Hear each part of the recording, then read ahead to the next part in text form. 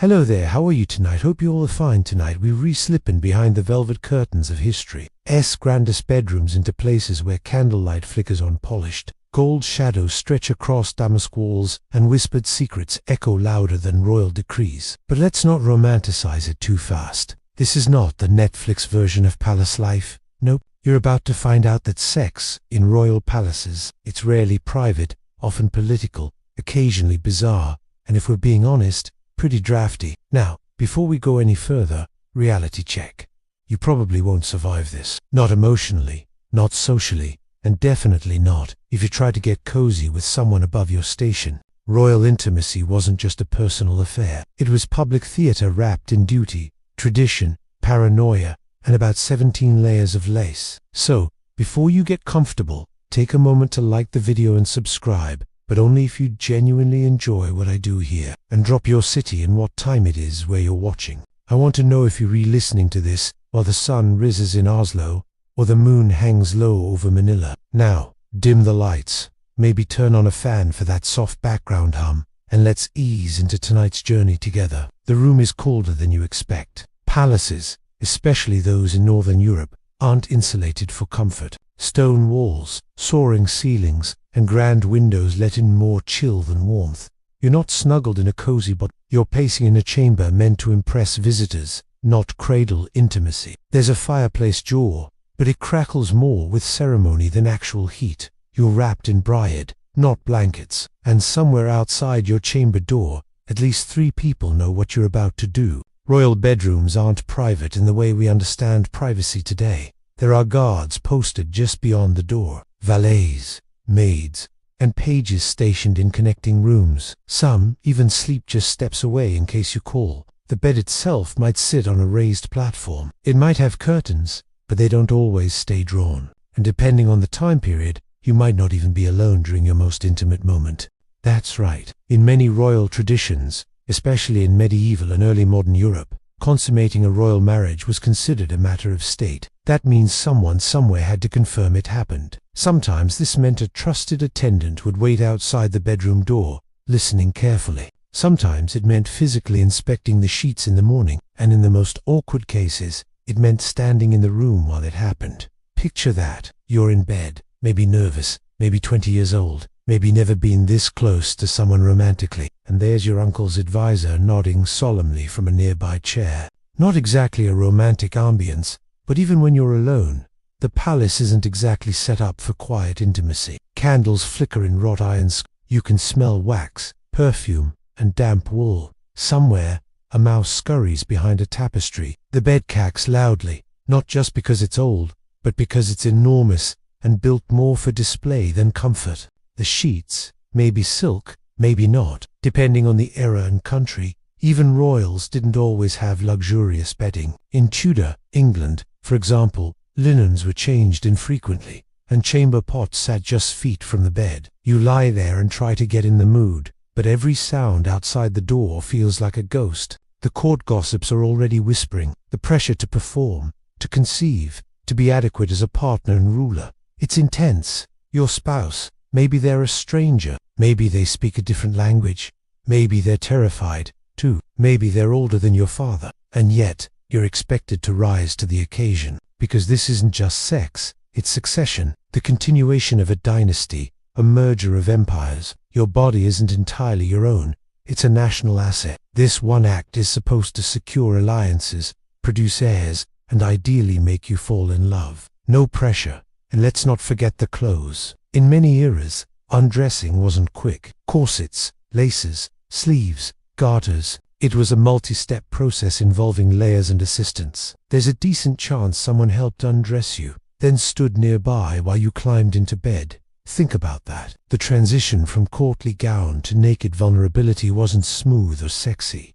It was theatrical. It was often supervised. It was at best awkward. But not all palaces were cold and not all royals were joyless. In the Mughal palaces of India, for instance, architecture emphasized warmth, sensuality, and lush courtyards open to moonlit baths. Scented oils filled the air. Silk pillows and cool marble floors made pleasure seem more attainable. Still, even in these more luxurious settings, hierarchy and duty ruled the bedroom. One quirky little detail: in some French courts, the royal bed wasn't just for sleeping or sex, it was a literal stage. Courtiers would gather in the morning to watch the monarch wake, dress, and occasionally share a meal in bed. Sometimes, even a favorite mistress would be seen slipping out, causing murmurs and raised fans. You were always being watched, even in sleep. And here's a little debated nugget: historians still argue about how much physical intimacy between royals was genuine desire versus ceremonial obligation. Did Louis truly love his many? Was Catherine the Great's famed appetite to political slander or a truth exaggerated through gossip? Scholars dig through letters, diaries, and second-hand reports trying to separate fact from flourish. But in a world where privacy barely existed, we may never really know. So as you lie in this vast royal bed with the chill biting your nose and duty pressing down heavier than the velvet canopy, you start to wonder, was this really worth it? Is power ever sexy when it comes with so many strings? And how much more bearable would this all be if you could just lock the door? So you're lying there in this cavernous bed, trying not to shiver, trying not to think about the valet, who's probably eavesdropping behind the curtain, and maybe, just maybe, trying to feel the tiniest flicker of excitement about the person beside you. But before anything intimate even happens, you're expected to go through a whole series of weird little rituals. Because in royal palaces, nothing ever happens spontaneously, not even passion. First up, hygiene, or let's say their best approximation of it. If you're imagining a soothing bath with candlelight and rose petals, try again. Royal bathing habits varied wildly depending on time and region, but many European nobles were famously suspicious of too much bathing. In fact, some believe that water opened the pores and let disease sneak in. So instead of bathing regularly, many royals masked body odor with heavy perfume, lavender sachets, or by changing their assuming they remembered to do that. Your preparation might involve having your body lightly dusted with rice powder or musk, your breath freshened with wine-soaked herbs, or your wig recurled with hot tongs that smell faintly of scorched hair. That is, if you're lucky. More often than not, you're stepping into bed slightly sweaty, covered in layers of fabric residue, and carrying the weight of your court's expectations like a lead cloak. And that's just physical preparation. Mentally, you've been primed since birth to view sex as either sacred or strategic. Depending on where and when you are, you might have prayed before entering the bedchamber. In 17th century Catholic courts, confessors often instructed newlyweds to ask for divine blessing before consummation. Some took this very seriously, turning what should have been a tender moment into something tinged with guilt and obligation. But it wasn't all doom and incense. Some courts leaned into sensuality in a big way. Think Ottoman harms, where rituals were designed to prolong anticipation. You might be bathed in rose water, massaged with perfumed oils, dressed in embroidered silk, and taught the art of tease and glances. There was a whole system to it: ritual, choreography, and anticipation, all culminating in a delicate balance of performance and pleasure. That said, the women in these spaces weren't always free agents. Concubines, consorts, and even favored wives often had to compete for affection like courtiers battling over policy. And let's not ignore astrologers. Before slipping between those embroidered sheets, some royals consulted the stars. Court astrologers were often asked to determine the most auspicious day and hour for conceiving an heir. If the moon wasn't in the right house, better wait until Thursday. One French nobleman once refused to sleep with his wife for an entire month because Mars was misaligned. You can imagine how well that went over. Speaking of pressure, this whole moment is probably being reported somewhere. In some courts, especially during royal weddings, officials would log the date and time of consummation. Why? Because if there were any future disputes over heirs, everyone wanted receipts. In England during the Tudor era, nobles could be summoned to sign declarations that the marriage had been fulfilled, even if they weren't present to witness it. Rumors still buzz around the question of whether Henry VII's marriage to Anne of Cleves was truly consummated, or if he just found her unattractive and made up an excuse to wiggle out of it. Spoiler: the official records don't help much. Meanwhile, you've got people nervously pacing the outer chambers, waiting for news. Maids are prepared to gather the linens in the morning, looking for proof in the form of blood. Midwives might even be summoned weeks later to evaluate the bride's body for signs of activity. It's surveillance, not seduction. And here's the kicker: many of these rituals were less about the couple and more about the public.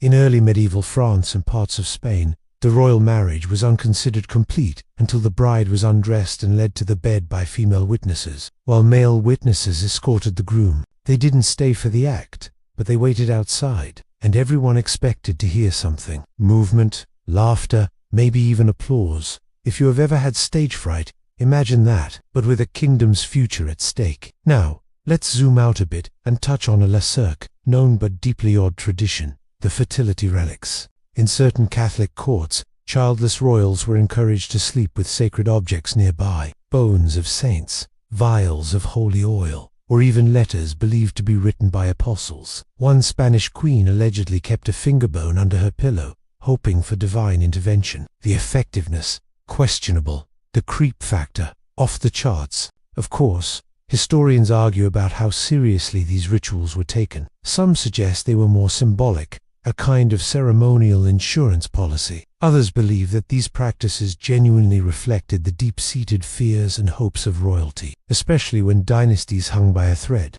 After all, if you couldn't produce an heir, everything, titles, alliances, even peace treaties could fall apart. And let's not ignore the emotional toll behind all the pomp and perfume. You're a person being asked to blend desire with diplomacy. You might be young and terrified. You might be older and tired of playing the game. You might feel nothing at all for the person beside you. And yet, the rituals carry on.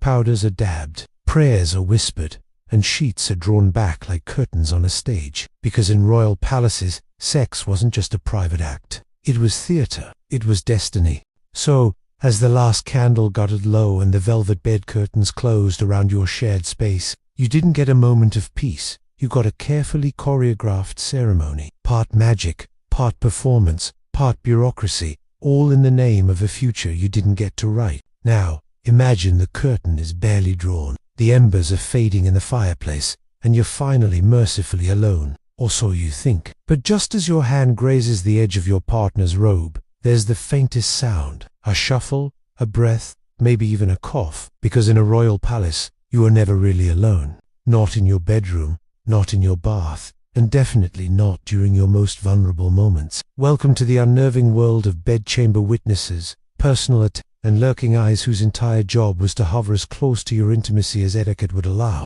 Some of these witnesses were purely symbolic. In certain traditions, nobles would simply escort the newlyweds to bed and toast to their union before politely exiting. But in others, especially among the Tudors, Habsburgs, and Bourbons, bedchamber staff didn't just hover nearby. They slept in adjacent rooms, sometimes with direct access through an open doorway or curtained archway. Even when you thought you were alone, there was usually someone within whispering distance, just in case you needed fresh sheets, a glass of wine, or say, help, confirming an heir was underway. And these weren't just anonymous maids or faceless footmen. Many were trusted confidants, nobles in their own right, or long-time family servants who had grown up alongside the monarch. They had names, titles, and way too much information. The gentleman of the bedchamber in British courts, for example, was a nobleman who might help the king dress, undress, and stay nearby in case of urgent needs. It wasn't necessarily sexual. It was about power, proximity, and tradition. But it still created an atmosphere where nothing was ever entirely private. Imagine being expected to get frisky while your childhood tutor listens for movement just outside the door. And then there were the ladies in waiting. These women weren't just decorational companions. They were embedded surveillance, often tasked with managing the queen's wardrobe, health, and moral purity. They could double as unofficial spies for kings or rival courtiers. If a queen was suspected of infidelity, or even just affection for the wrong person, her ladies might be questioned, bribed, or pressured to report. A sideways glance, a missed period, or a night spent crying into a pillow could all trigger whispered reports and veiled threats. They weren't just ladies. They were a living, breathing rumor mill with corsets and sharp ears. One of the more bizarre court traditions came from France, where the king's daily routine, including bedtime, was partially public. The lever and coucher ceremonies involved courtiers watching the king wake and go to bed. High-ranking nobles might even be honored with the privilege of helping him undress or tuck him in. Sure, that sounds innocent enough, but when it's layered with centuries of court politics, it becomes more theater than routine. Sex in this world wasn't something you disappeared for. It was something everyone tracked. There's even a case from 18th century Austria where the Empress Maria Theresa kept detailed records of her children's marital activities, including what time they went to bed and whether all went well, not out of parent, but because producing errors was a state concern. She reportedly sent midwives, priests, and even her own attendants to check in. Romantic, right? This constant observation created a strange paradox. Royals lived, surrounded by luxury, but utterly stripped of intimacy. They had everything: soft pillows, warm fires, gold-threaded robes, but never true privacy. Every whisper had an audience, every moan might be heard. Every decision, whether it involves silk sheets or forbidden lovers, could end up in a letter to a rival court. And then there's the truly strange. Some royal couples were legally required to prove consummation in front of witnesses. One of the most infamous cases, the marriage of Margaret Tudor, sister of Henry VIII, to James IV of Scotland. Several noblemen reportedly accompanied the couple to their chamber and waited awkwardly outside until they were certain the deed was done. In some cases, priests were present to bless the act, or worse, observe it. Though most of these reports are second-hand and dramatized, the fact that people believed it happened says enough. One quirky detail in Scandinavian courts, a tradition known as the bedding ceremony, involved newlyweds being dressed by their respective entourages, kissed good night by onlookers, and then tucked into the bed, often with an audience watching from the shadows. These ceremonies were half pagan,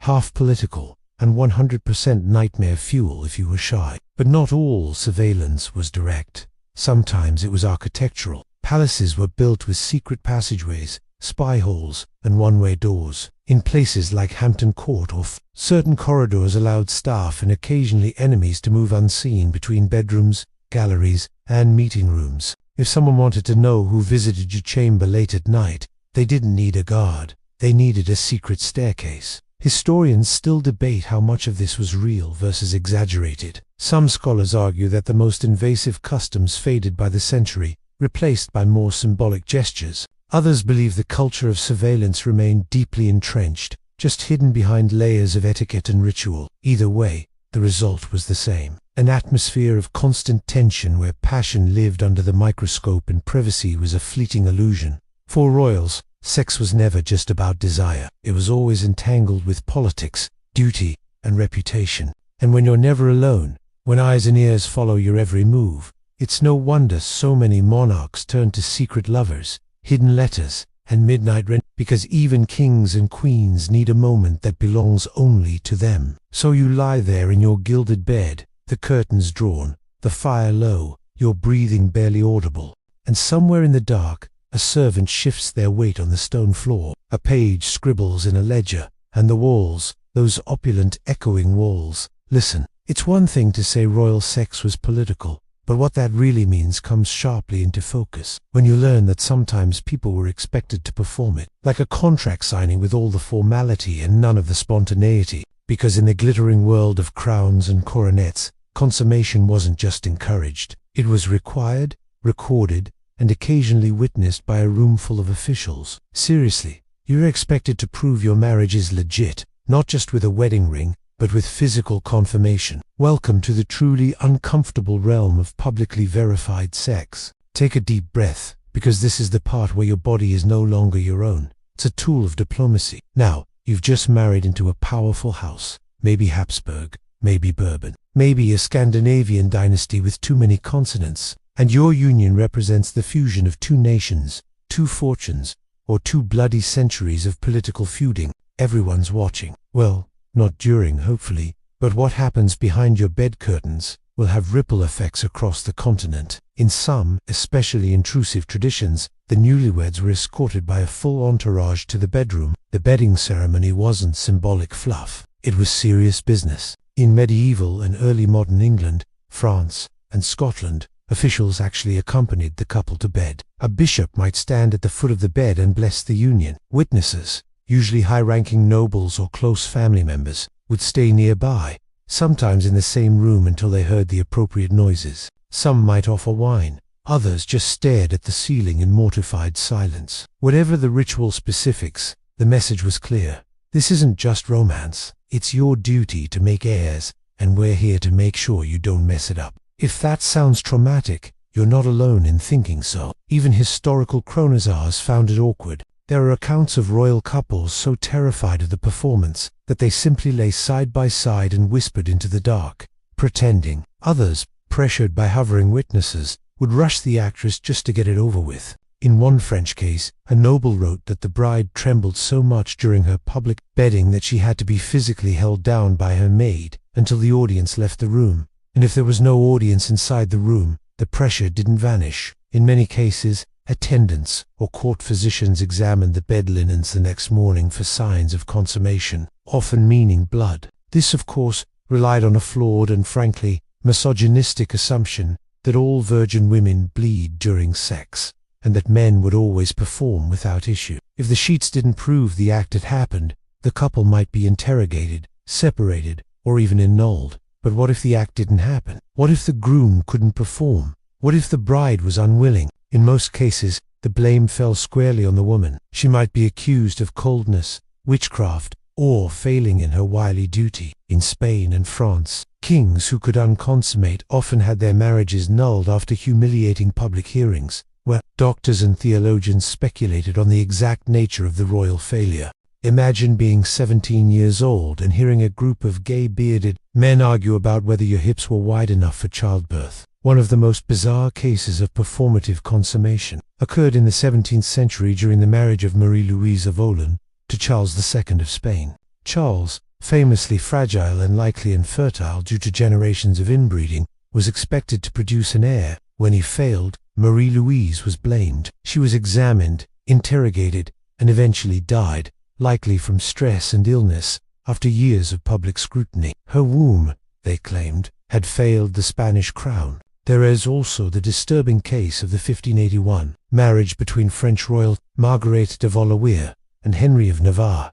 Their wedding night was reportedly so important that Marguerite's own mother, Catherine de' Medici, demanded confirmation. In her memoirs, Margaret hinted that servants and officials lingered outside the door while the couple tried awkwardly to obey. No pressure, right? But these public confirmations weren't just about fertility. They were also legal insurance. If a king or queen wanted to annul marriage, they had to prove it hadn't been consummated. That meant any rumors, any doubt, any claim of impotence or reluctance could explode into a full-blown scandal. Lawyers, clerics, and physicians would be summoned. Letters would be unearthed. Servants would be interrogated. One failed night in bed could bring down a marriage, and sometimes a dynasty. Now, not every royal court went to such creepy extremes. In places like Ming, China, sex was still political, but far more private. Emperors had dozens, sometimes hundreds of concubines, and a complex system of fueling who would spend the night in the imperial bed. These encounters were logged, but rarely observed. That said, even here, a concubine's fertility, or lack thereof, could determine her fate. If she bore an heir, her status skyrocketed. If not, she might vanish into obscurity, or worse. In contrast, Japanese imperial courts valued refinement and subtlety. Passion was hinted at through poetry, robes, and incense. But even in these more romanticized traditions, producing heirs remained a silent looming pressure, and servants, silent and ever-present, still knew more than anyone was comfortable admitting. One fascinating but lesser-known tradition: in some German principalities, newlyweds had to complete a witnessed undressing. A pair of trusted relatives would stay just long enough to make sure the couple got into bed together. No one stayed for the act, thankfully, but they were required to report back to the court. If either spouse refused, it was grounds for an... It sounds absurd now, but for a few hundred years, it was common practice. Historians still debate how often these rituals were actually enforced. Some suggest the most extreme versions were rare, reserved for especially important unions. Others argued that they were widespread but stylized, meant more to intimidate than actually verify. Either way, the sheer fact that kings and queens had to prove their sex lives speaks volumes. You lying under those heavy tapestries feel none of the heat and all of the weight. This isn't just a personal experience. It's a diplomatic mission with body parts. One misstep in your lineage, your land, your honor could unravel. The stakes are high. The audience is waiting, and somewhere, someone is already writing down what they think happened tonight, whether they were in the room or not. The moment you reach for each other under the canopy of bride, a fresh complication reveals itself. Furniture, specifically the royal bed. It's not just a bed, it's a throne in disguise, a stage, a symbol, and a colossal creaky structure that's more about being seen than slept in. This thing has 4 towering posts, layers of embroidered hangings, a frame carved with family crests, and enough velvet to smother a lesser noble. You don't just climb into it, you ascend, and that sets the tone for what's about to happen. Even in intimacy, you're still performing a role. The royal bed was never built for comfort. Its sheer height meant that you'd need a footstool or even a stepladder to get in. Some monarchs, particularly in France and England, had beds so elevated and ornate they were basically ceremonial furniture. Louis XIV's bed at Versailles, that thing had its own daily ritual. Courtiers gathered to watch him wake up, get dressed, and even be tucked in. So, while you might want to imagine a cozy night of quiet connection, you're actually dealing with a mattress that groans like a sea ship, sheets that scratch like sandpaper, and a physical space engineered to impress guests, not cradle lovers. And let's not overlook the logistics of fashion. You're wearing 5, maybe 6 layers of clothing. Your corset requires untying, your stockings need rolling down, and your outer dress is so wide it has its own gravitational field. Your partner, meanwhile, is wrapped in an embroidered nightshirt, maybe even a wig, and possibly armed with a dagger out of habit. Undressing is an ordeal that requires planning, patience, and at least one maid with nimble fingers. Spontaneity unlikely. By the time you're both disrobed, the candles have burned halfway down, and your enthusiasm has probably cooled with the night air. Still, once you're both finally under the covers, or more realistically, under separate layers of linen, wool, and decorative throws, you're faced with another issue. Protocol. Sex between royals was governed by unwritten but deeply understood rules. Certain positions were considered improper. Others were seen as too wild, too aneme, animalistic, or worse, common. In many courts, the missionary position was seen as the only acceptable one for procreation. Anything else risks scandal if discovered. It sounds absurd now, but even your body's angles could be subject to scrutiny if the wrong servant walked in or the wrong rumor got out. In more conservative courts, even kissing could be a calculated act. You kiss to greet, to show favor, to submit, but passionate kissing in bed, that might be seen as low. Some historians argue that sensuality, actual pleasure, was considered vulgar if it interfered with duty. For example, in 17th century England, letters between nobles reveal a subtle disdain for couples who were too affectionate, as if love itself was a sign of poor discipline. And this discomfort wasn't just social, it was physical. Royal beds, especially in winter, were freezing, heating was inconsistent, and palace walls were more for grandeur than insulation. You might share the bed, but you'd both be swaddled in separate linens, sometimes even wearing nightcaps or gloves. The idea of warm bare skin up, or pressing against warm bare skin, more fantasy than reality. You'd likely be fumbling in the dark, trying not to elbow a priceless pillow off the bed, or accidentally tug a curtain too hard and bring down half the canopy. Now, imagine all this awkward choreography playing out while you're expected to maintain dignity. That meant no laughing, no fumbling, and definitely no talking about what went wrong. If something was clumsy or painful or hilariously off-key, you didn't acknowledge it.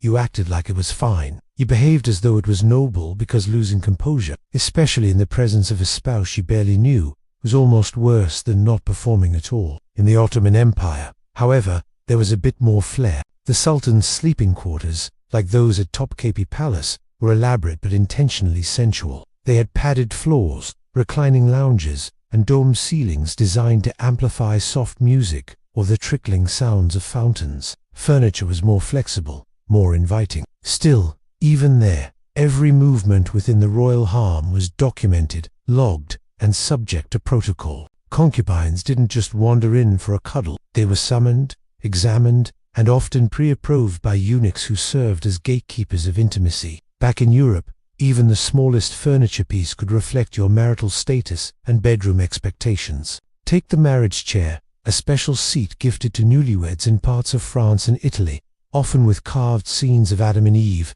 or scenes from mythology. It was meant to inspire or, depending on the imagery, intimidate. Other bedrooms had symbolic items like fertility statues, elaborate bedpans, and privacy screens that served more as decoration than barriers. Even your surroundings reminded you constantly that you weren't just lovers, you were symbols. Here's one of those delightfully odd fringe facts. In the Polish-Lithuanian Commonwealth, newlyweds were sometimes gifted a bed clock, a timekeeping device meant to track their nights together. It was mostly symbolic, but it's hard to shake the image of some poor couple lying there, ticking seconds off under the gaze of a judgmental, gilded cuckoo. And of course, scholars continued to debate what these royal bedroom dynamics actually felt like to the people involved. Was it emotionally barren, or did couples find ways to connect in the margins of protocol? Some say that within the stiff rules, there was room for real affection. Others believe it was a lonely world where physical closeness never quite melted the walls between two people raised to see love as political currency. So there you are, knees awkwardly bent on a squeaky bed built like a fortress, trying to maneuver through layers of silk, while maintaining regal posture and wondering if your partner knows what they're redoing any better than you do. You shift. The mattress lets out a groan like a dying elk. One of the tassels brushes your shoulder like an unwanted third wheel.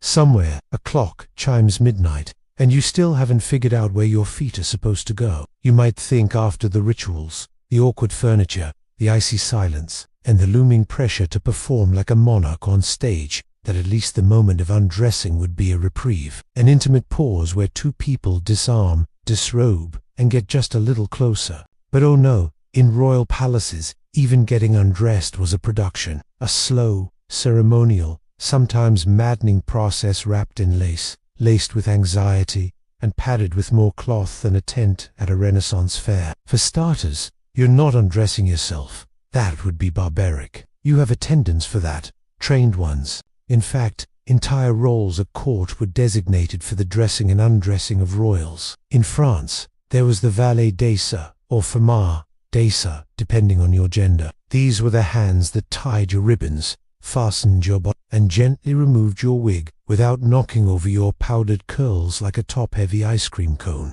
And if it's your wedding night, oh, get ready for an audience. In some traditions, the undressing of the bride was done ceremonially in front of senior ladies of the court who would offer whispered advice, good wishes, and sometimes unsolicited commentary about childbearing hips or lucky birth. They'd help unlace your gown, peel away the corset, remove stockings one by one, and then send you off in a white shift with instructions not to wrinkle it because your husband still had to remove that final layer. Romantis, meanwhile, your new royal spouse is across the hall undergoing a similar process. His waistcoat is being tugged off by gentlemen of his chamber, his boots pulled off by someone who probably outranks half the nobility in your home village. His cravat is untied with the solemnity of a priest handling sacred relics, and when he's finally down to his linen nightshirt, someone might offer him a glass of spiced wine or, in especially awkward cases, a little encouragement. Because yes, people talk about your nerves, about your readiness, about the weight of your responsibility, all while you're trying not to trip over your own nightgown. By the time the two of you meet at the bed, neither of you has had a single private moment to prepare. You're both slightly chilled, slightly overwhelmed, and trying very hard not to look like you just had 4 people help you take off your socks. And the layers. Just because you've been undressed doesn't mean you're naked. Royal nightwear wasn't made for seduction. It was made for modesty and insulation. Women wore long chemises or shifts, often with sleeves. Men wore linen nightshirts that reached their knees, sometimes tied at the neck. You might even be wearing a bed cap like some sort of sexually nervous Victorian ghost. And if you think the undressing ended there, think again. One layer down was just the beginning. Corsets might remain partially fastened. Stockings were sometimes left on. Jewelry had to be carefully removed and placed on designated trays. Even undergarments might still be tucked around your waist, depending on your rank, the customs of your court, and how scandalized your attendants were by the idea of you being truly bare beneath your bedsheet. But sometimes all those layers were part of the game. At Versailles, where appearance was everything, and the line between power and flirtation was razor thin, even the act of undressing could become flirtatious performance. A well-timed glance during the loosening of a garter, a shared chuckle as a wig came off askew. Some couples, especially ones with pre-existing attraction, used the ritual as a slow burn, teasing the final reveal while the court pretended not to watch from behind the embroidered walls. In other courts, like those of 18th century Russia, the process was brisker, less ceremonial, but even then, layers still ruled the night. Russian winters meant sleeping in clothing, often side by side under fur throws thick enough to muffle both sound and movement. Getting undressed wasn't about anticipation. It was about practicality and not freezing to death before the first kiss. And for all this ceremonial effort, no one ever really taught royal couples how to do anything once the clothes were off. Formal education? Not really. Explicit guidance? Mostly absent. You might have gotten vague advice from a confessor or an aunt with questionable metaphors, but actual knowledge that had to be pieced together from rumors, illustrations, or awkward trial and error. The idea was that nobility shouldn't need to be taught such things, you just know, which of course made the moment even more daunting. Quirky sidebar. In some courts, the bed itself was rigged with rope systems to help lift or arrange the mattresses in bed. These pulley beds were designed more for function than intimacy, but the creaking of those ropes could be unmistakable. There is at least one recorded account of a Scottish nobleman becoming so embarrassed by the sound of the bed ropes during his wedding night that he climbed out of bed and spent the night pacing in the hall instead. Scholars still debate whether the undressing rituals were truly meant to be erotic, or whether they were just another way for the court to intrude on what should have been private. Some argue that the performance of modesty was more important than actual modesty. Others suggest that the ceremony was meant to strip the individuals of their autonomy, turning them into extensions of the monarchy, even in their most intimate moments. So there you are, finally lying in bed, still wearing half a shift, your spouse tugging at a stubborn ribbon, the air thick with perfume, wax, and unspoken tension. You're aware of every inch of cloth between you, every sound that might drift out into the corridor, every servant who helped you get to this moment and might now be holding their breath behind the door. And as you finally begin to reach for each other, you realize that in a palace, even nakedness isn't simple. It's layered, it's watched, it's choreographed, and no matter how much you want to melt into someone's arms, the shape of your body beneath the sheet still belongs just a little to the estate. At some point after the layers are peeled away, the ceremony winds down, and the bed stops groaning like a haunted ship. You begin to think, maybe now, finally, you can just be two people. But if you happen to be doing this at Versailles in the 17th or 18th century, you'd better think again, because this isn't just a royal bedroom. It's the epicenter of one of the most flamboyant, scandal-riddled, seduction-obsessed courts in European history. And here, sex isn't just personal, it's performance, art, weapon, and pastime, all wrapped in satin and powdered hair. Welcome to the world of French court love, where mistresses had titles, gossip had structure, and seduction was as carefully choreographed as a movie. You're not just navigating your own marriage anymore. You're entering a world where power is traded through glances, letters, perfumes, and late-night visits behind panel walls. It's equal parts dangerous and delicious. Let's start with the basics. The Versailles being a royal mistress was practically a job title. In fact, the role was so established that there was a term for the official one. She had apartments in the palace, staff, carriages, and access to the king at all hours. She also had enemies, many of them, but her influence was undeniable. Successful mistress could sway foreign policy, get her relatives promoted, and introduce artists and poets into the royal circle. And it all started with a single look across a ballroom. You might assume mistresses were hidden away like shameful secrets. Nope, they were seated in prominent boxes at the opera. They rode in royal carriages. They were painted in portraits wearing nothing but pearls and confidence. Madame de Pompadour, the most famous mistress of Louis XV, wasn't just his lover. She was his political advisor, art patron, and personal confidant. After their physical relationship cooled, she still remained at court, managing his correspondence and recommending new mistresses to replace her. Yes, that was considered tasteful, and this wasn't a French quirk. Many European courts followed suit, though few did it with quite the same flair. In England, royal mistresses were often less formalized, but equally powerful. Nell Gwyn, the beloved mistress of Charles II, was famous for her wit and her humble beginnings, an actress who rose through charm and cleverness. She once reportedly referred to herself as the Protestant underscore just to poke fun at her Catholic rivals. And that irreverent humor, the king adored it, but Versailles was the gold standard of seduction. It wasn't just about beauty, It was about strategy. Courtiers wrote love letters like treaties, using veiled metaphors and coded language to confess or conceal desire. The wrong phrase could ruin you. The right one could elevate your family for generations. And it didn't stop with letters. Lovers exchanged scented gloves, embroidered handkerchiefs, or gilded snuff boxes, each with hidden meanings. You weren't just gifting someone a trinket. You were starting a conversation beneath the surface of the court's formal smile.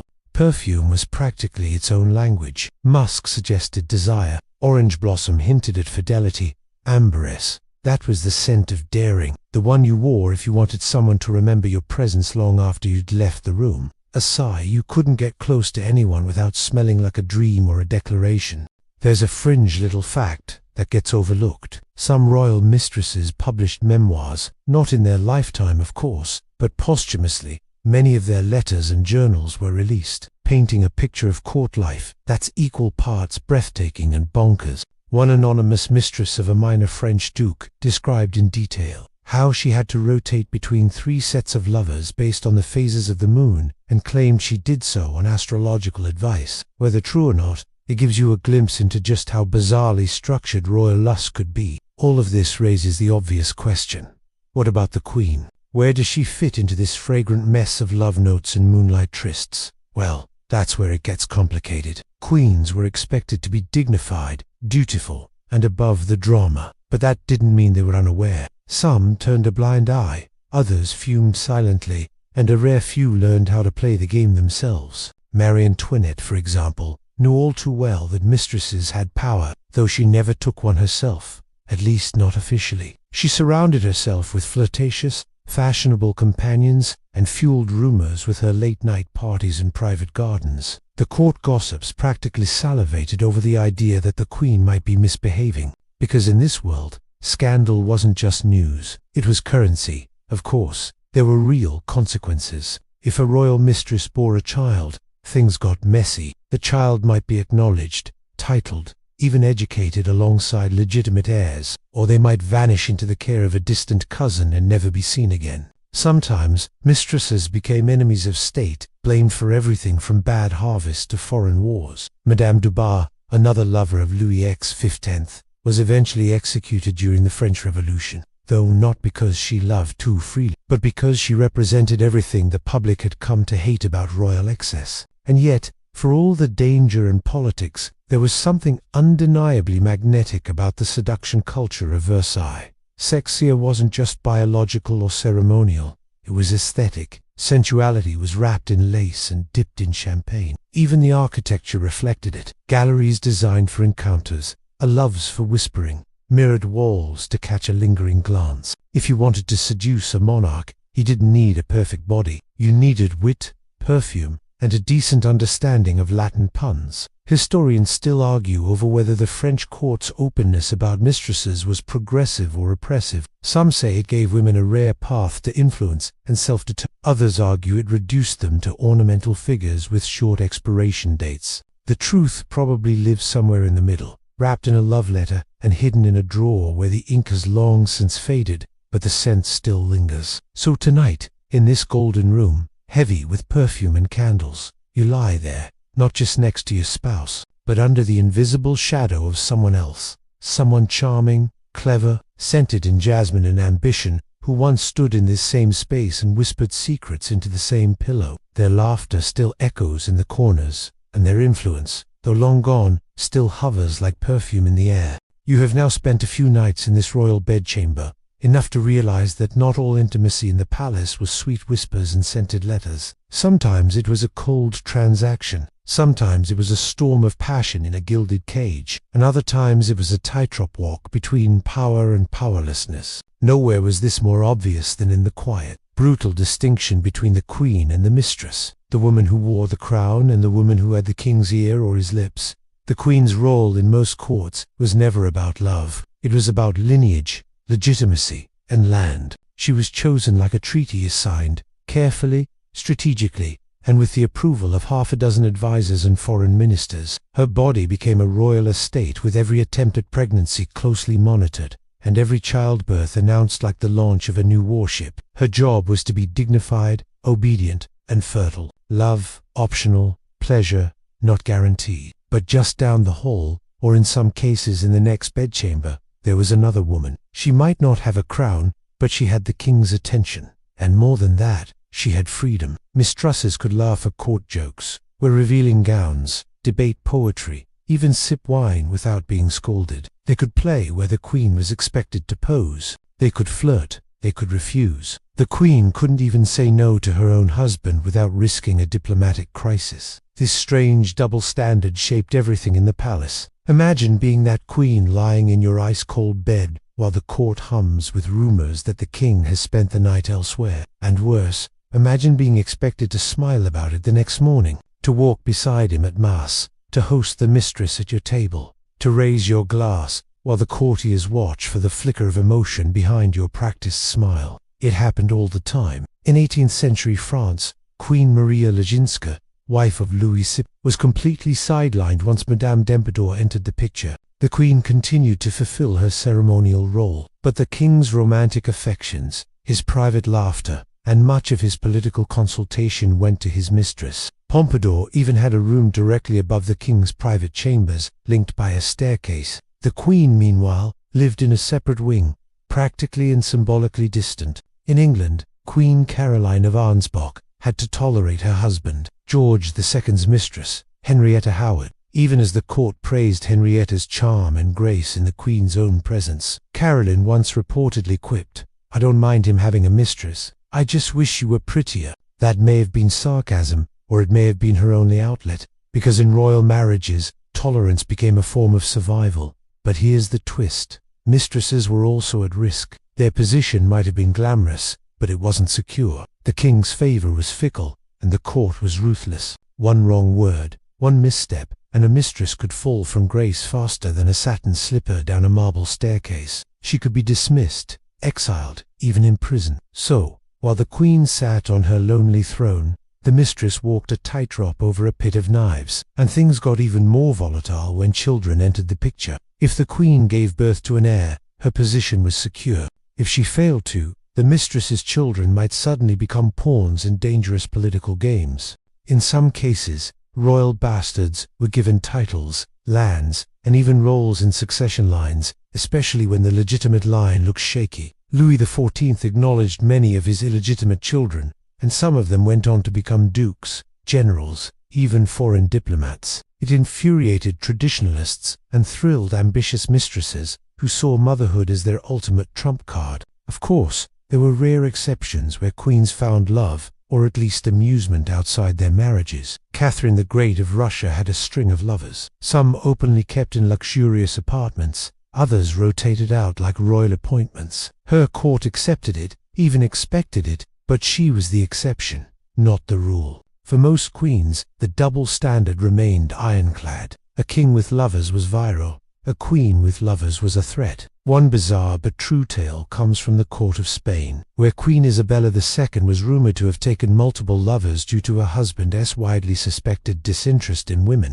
While historians still debate the truth of those rumors, what stands out is how quickly whispers of a queen's sex life became state gossip, while a king's affairs were barely foot. Even more fascinating and more tragic are the documented friendships between queens and mistresses. Sometimes they got along. Sometimes they even needed each other. Madame de Maintenon, for example, began her time at court as Louis XIV's mistress and eventually became his secret wife, possibly even marrying him in a clandestine ceremony. She advised him on matters of state and morality and maintained a respectful relationship with his children from previous relationships. The queen in that situation, already dead. The coexistence of queen and mistress wasn't just a matter of etiquette, it was a dance of influence. Who sat closer at dinner? Who got the first look at the king's decrees? Who whispered in his ear before a major decision? The queen had the title, but the mistress had his attention, and sometimes that was worth more. Historians still argue about which role held more power.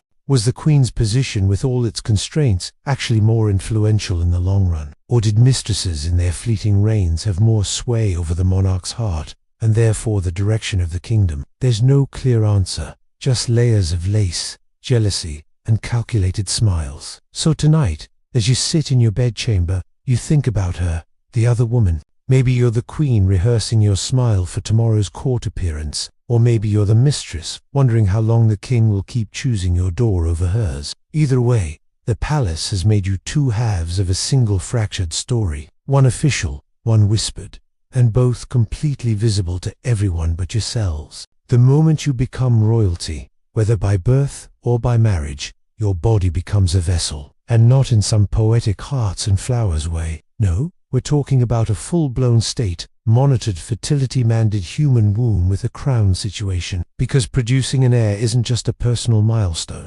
it's your #1 job. Welcome to the unnerving world of royal fertility, where sex isn't just about desire or pleasure, it's about legacy, about dynasty, about cold, clinical reproduction under pressure, sometimes without a shred of romance in sight.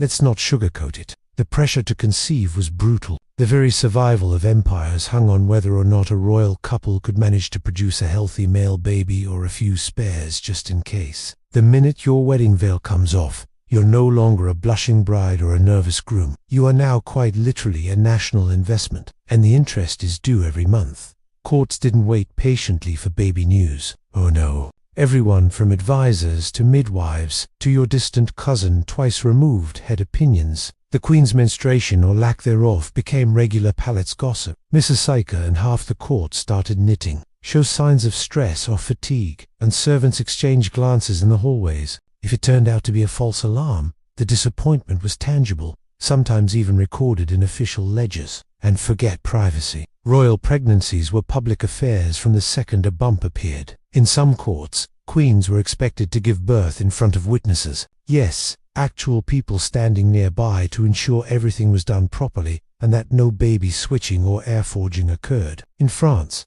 the Queen's delivery room was often open to select members of the court. In England, it was a little more discreet, but not by much. In 1688, Queen Mary of Modena gave birth to James Francis Edward with more than 50 people present to confirm. It was really her baby. So, if you thought hospital delivery was stressful, imagine being in labor while 5 dukes and a cardinal hover at your bedside. The pressure wasn't just to conceive, it was to do it quickly, ideally within the first year of marriage. If no pregnancy appeared, royal couples were often subjected to medical evaluations, prayers, and occasionally very awkward bedroom interventions. Yes, that's exactly what it sounds like. Advisors suggesting changes to your technique, recommending herbs, or even sending in clergy to offer spiritual counseling. The idea of letting a couple figure things out privately, not a thing. Sometimes the king would be blamed, sometimes the queen, but most often suspicion fell on the woman. She was the one whose body carried the baby. So, if nothing was happening, clearly she must be at fault. Never mind if her husband was 70, syphilitic, or more interested in falconry than foreplay. The blame, more often than not, landed on the woman's lap and her womb. That said, the royal obsession with fertility also led to some seriously strange practices. In early modern Europe, physicians and apothecaries whipped up an array of bizarre fertility potions: grounder, antler, dried, snakeskin, powdered pearls. Anything that sounded vaguely magical was fair game. Women were told to wear frog skins on their bellies. Men were instructed to drink fortified wine with bits of rhino horn. Spoiler alert, none of it worked, but it did make people feel like they were trying everything. And of course, there were sex schedules, as in actual timets, for intercourse drawn up by court physicians, who calculated the most fertile days and had advised royal couples when to do their duty. These schedules often took into account the moon phases, seasonal weather, and even the couple's blood types. If a queen failed to follow the schedule precisely, she could be accused of sabotaging the royal line. Nothing says romance like a scroll-based ovulation calendar managed by someone who wears a wig powdered with chalk. In some courts, the concept of heir and a spare ruled the day. You needed at least 2 male children to feel secure, one to inherit and one as backup in case the first fell off a horse, died of smallpox, or was murdered in a political coup. This meant constant pressure to keep producing. A queen who delivered multiple boys gained power and reverence. One who delivered daughters, or worse failed to carry to term, became a political liability. But the worst part, miscarriages and stillbirths, weren't private sorrows. They were public failures, and the emotional weight of that was crushing. Queen Anne of England, for example, endured 17 pregnancies with not one child surviving to adulthood. The pain was immense, and yet she was still expected to rule, to smile, and to host balls for other people's children. Her losses weren't seen as tragedies, they were seen as disappointments for the crown. There's an eerie little fringe detail from Tudor England. It was believed that having too much sex after a pregnancy could damage the Queen's chances of producing another healthy child. So, some royal husbands were advised to refrain or even, get this, abstain from intimacy with their own wives once an heir was born. Of course, this just meant they took their passions elsewhere, often to the nearest maid or lady-in-waiting, leaving the Queen not only exhausted and grieving, but also isolated. And yet, the palace machine ground on. A queen's fertility could make or break alliances. A male heir could seal a peace treaty. A childless marriage might plunge a kingdom into succession, crisis, civil war, or invasion. That kind of pressure sat heavily on every bedchamber, every breakfast conversation, every period. You didn't just wake up and wonder about morning sickness. You woke up wondering if your belly was about to start or end a war. Historians continued to debate how much personal affection could survive this atmosphere. Were there genuine love stories buried under all that pressure? Probably. Did some royal couples defy the odds and fall for each other despite the duty? But for many, sex in the palace became a tool, a test, a task to be performed on schedule, under supervision, with the hopes of an entire nation waiting on the outcome. So tonight, as you lie beneath the silken sheets and feel the familiar weight of expectation pressing in from all sides, you wonder, not for the first time, if this is love or just dynastic maintenance. Your husband reaches for your hand. It's gentle, and it is almost enough to forget that tomorrow the midwife will be checking your pulse to see if your womb has been activated like a royal treaty. You'd think after all the pressure, ritual, and very public scrutiny, the royal bedroom would at least be safe from politics. A sanctuary, maybe a place where lovers could whisper without consequence. But no, because the moment you step through those carved double doors, you're not just entering a bedchamber, you're stepping into a political arena, one with velvet walls and deadly quiet betrayals. Here the sheets are soft, but the motives are sharp. Welcome to the tangled mess of royal bedroom intrigue, where sex is leverage and desire is a dangerous game. Palace walls had ears, sure, but they also had mouths, and they talked. Servants, advisors, lovers, rivals, all watching, listening, waiting for a slip-up, a misplaced touch, a late-night visit, a prolonged absence from the Queen's chamber.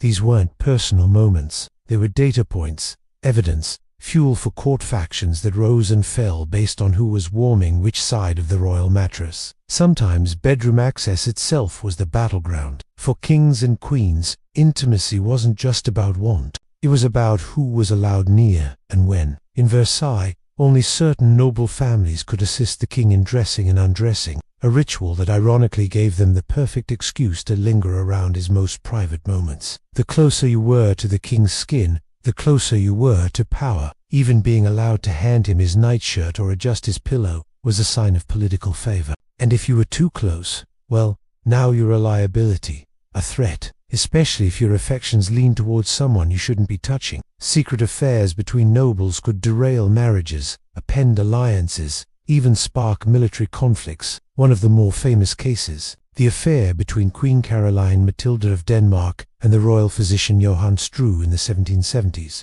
Their illicit romance didn't just raise eyebrows. It led to a full-blown scandal that resulted in Struve's execution and the Queen's exile, all because they crossed a line no bed curtain could hide. These weren't isolated incidents. In many royal courts, the people you slept with, or were rumored to sleep with, shaped your career. Get caught in the wrong bed and you could lose your title. Get caught in the right one and you might gain a province. Lovers weren't just lovers. They were agents of influence, conduits for bribes, and sometimes spies in silk stockings. It gets even better. In some places, the physical layout of the palace was designed to make or break relationships. At the court of the Medici in Florence, secret corridors connected private bedrooms with council chambers, allowing for discreet visits from lovers or informants. In Russia, Catherine the Great had a suite of apartments linked by hidden passages so she could receive her lovers privately. Sure, but also so she could monitor her ministers.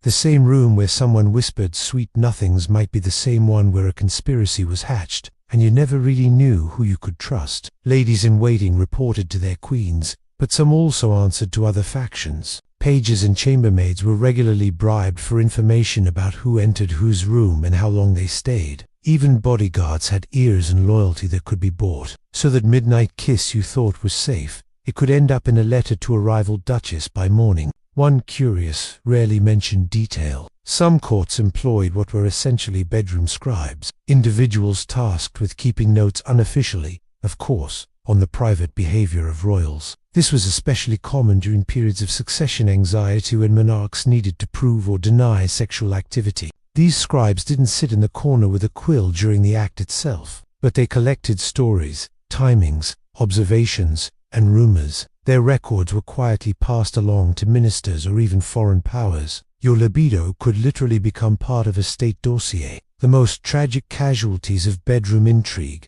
the children. If a queen gave birth while rumors swirled about her loyalty, the child's legitimacy might be questioned. If a mistress bore a son with suspiciously royal features, courtiers might push for his recognition or his disappearance. The line between heir and bastard wasn't just biological, it was political, and often it came down to who could control the narrative. One of the most infamous debates in this vein is still unresolved. The so-called affair of the diamond necklace, which indirectly implicated Marie Antoinette in a scandal that wasn't even her fault, a forged letter, a stolen necklace, and a woman posing as the queen meeting a cardinal in the gardens for what he thought was a romantic tryst. The scandal became proof to the public that Marie Antoinette was promiscuous and decadent, even though she had no actual involvement. That's the danger of palace bedroom intrigue. Reputation can be weaponized, whether or not there's any truth behind the rumors. Some historians believe that entire wars were delayed or accelerated because of bedroom politics.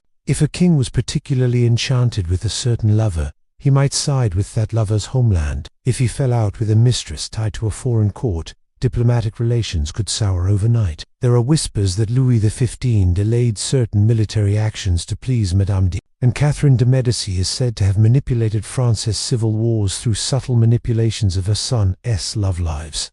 Fringe fact of the night. There are rumors, likely exaggerated but fun, that Venetian ambassadors kept a coded journal of every known affair at the French court, tracking who slept with whom like a geopolitical sex map. It was a form of espionage, dressed up as gossip. Think Game of Thrones. But everyone's wearing wigs and powdered lace. And yet, in all this scheming, it was easy to forget the emotional wreckage left behind. Genuine love affairs were often crushed under political pressure. Forbidden romances ended in exile or execution, and even the most powerful monarchs weren't immune to heartbreak.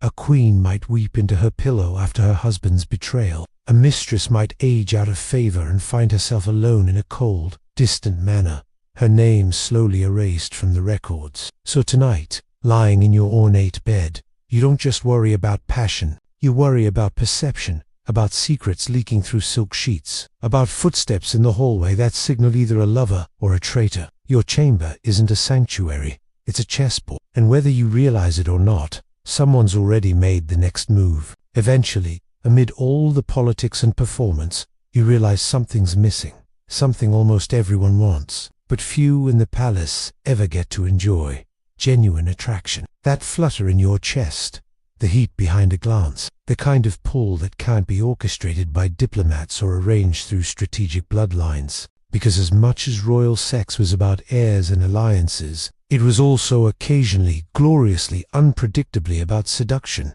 Real messy heart-hooding, body-tingling desire. And when that happened behind palace walls, it wasn't always subtle. Seduction in a royal court was never straightforward. You couldn't just say, "Hey, nice doublet, want to go for a walk?" No, you had to play the game. There were rules, layers, rituals, and often a whole orchestra's worth of flirtation techniques finely tuned to each court's sensibilities.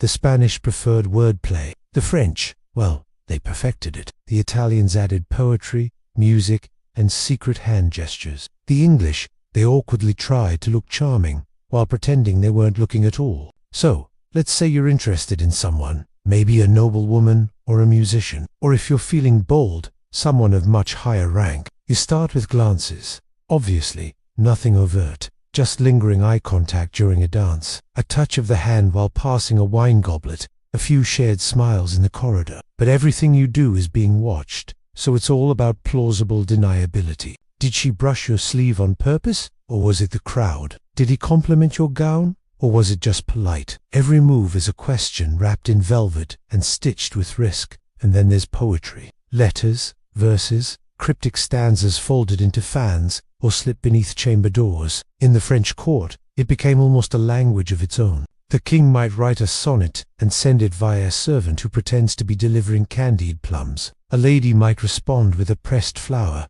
its sense saying more than any written reply. In Catherine de Medici's court, lovers spoke through color-coded clothing. Wearing a certain shade of blue might mean, "I'm thinking of you." Crimson could mean tonight, or in some circles run. Perfume was a seduction tactic all on its own. In Versailles, entire industries were devoted to concocting signature scents for the elite. A musk laced with vanilla and amber might tell a man you're warm, passionate, and just a touch scandalous. A light citrus might suggest innocence and flirtation. Lovers would swap perfumes, letting their scent linger on one another's skin like a promise. And because everything in the palace was so heavily scented, candles, pillows, wigs, fans, these electric messages were both powerful and intimate. One breath could undo a week of restraint.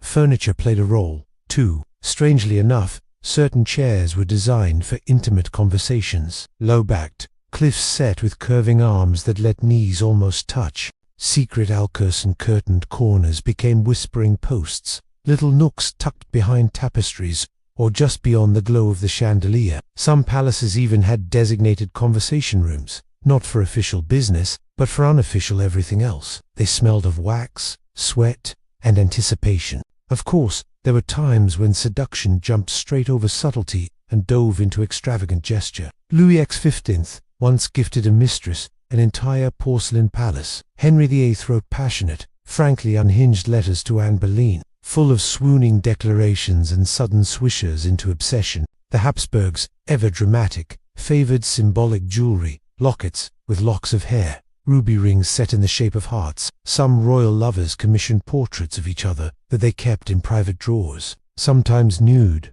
often romanticized, always risky. There's a Leclerc known but very real quirk from the Polish-Lithuanian Commonwealth. Nobles would sometimes commission music boxes that played custom tunes associated with secret affairs. One man reportedly gifted a box that played the first 5 notes of a shared church, the one he and his lover had both sung during their first illicit glance. Sappy, sure, but undeniably effective. And don't forget the physicality of court dances.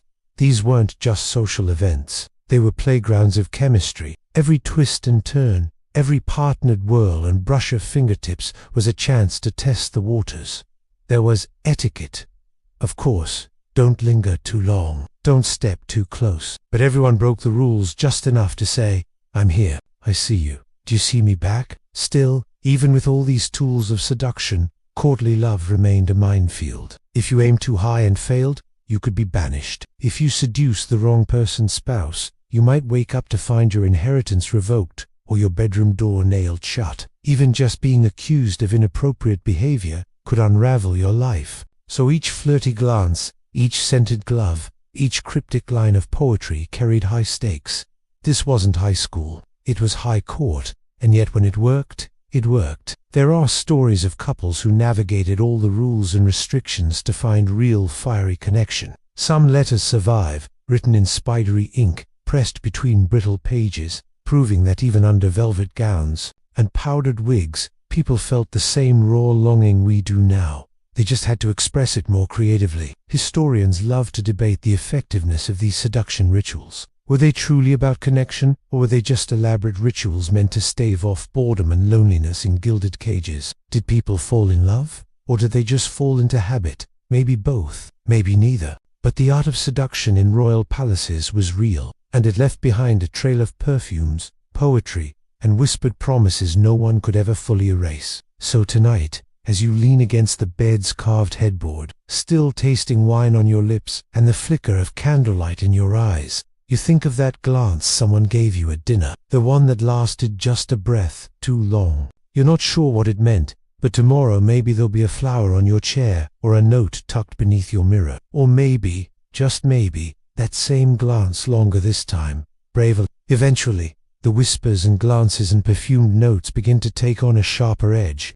What was once a harmless flirtation turned secretive, dangerous, maybe because in the royal world, where rules are rigid and appearances matter more than truth, nothing gets the heart pounding like doing something or someone you absolutely shouldn't. Welcome to the secret wing of the palace, the one behind the hidden door down the servants' stairs, where forbidden desire waits like a loaded trap. Let's be clear, extramarital affairs weren't exactly rare in royal courts. They were practically expected, but that doesn't mean they were safe. Far from it. A discreet liaison with a minor noble might pass with a wink and a shrug, but sleep with the wrong person, say your husband's brother, your wife's maid, or a foreign ambassador, and you could bring the entire house down. And yet, the more dangerous the affair, the more thrilling it became. So, how did royals pull it off? Well, if you were clever, rich, and brave, or just in deep denial about the consequences, you started with architecture. Most palaces were riddled with hidden passages, servant corridors, and concealed staircases, originally designed for safety or privacy, but conveniently perfect for midnight rituals. Some kings had entire secondary suites, just a hallway away from their official chambers, where mistresses could be brought unseen. In Versailles there is a well-documented network of private back doors that allowed mistresses and lovers to come and go, while the public rooms remained quiet and undisturbed.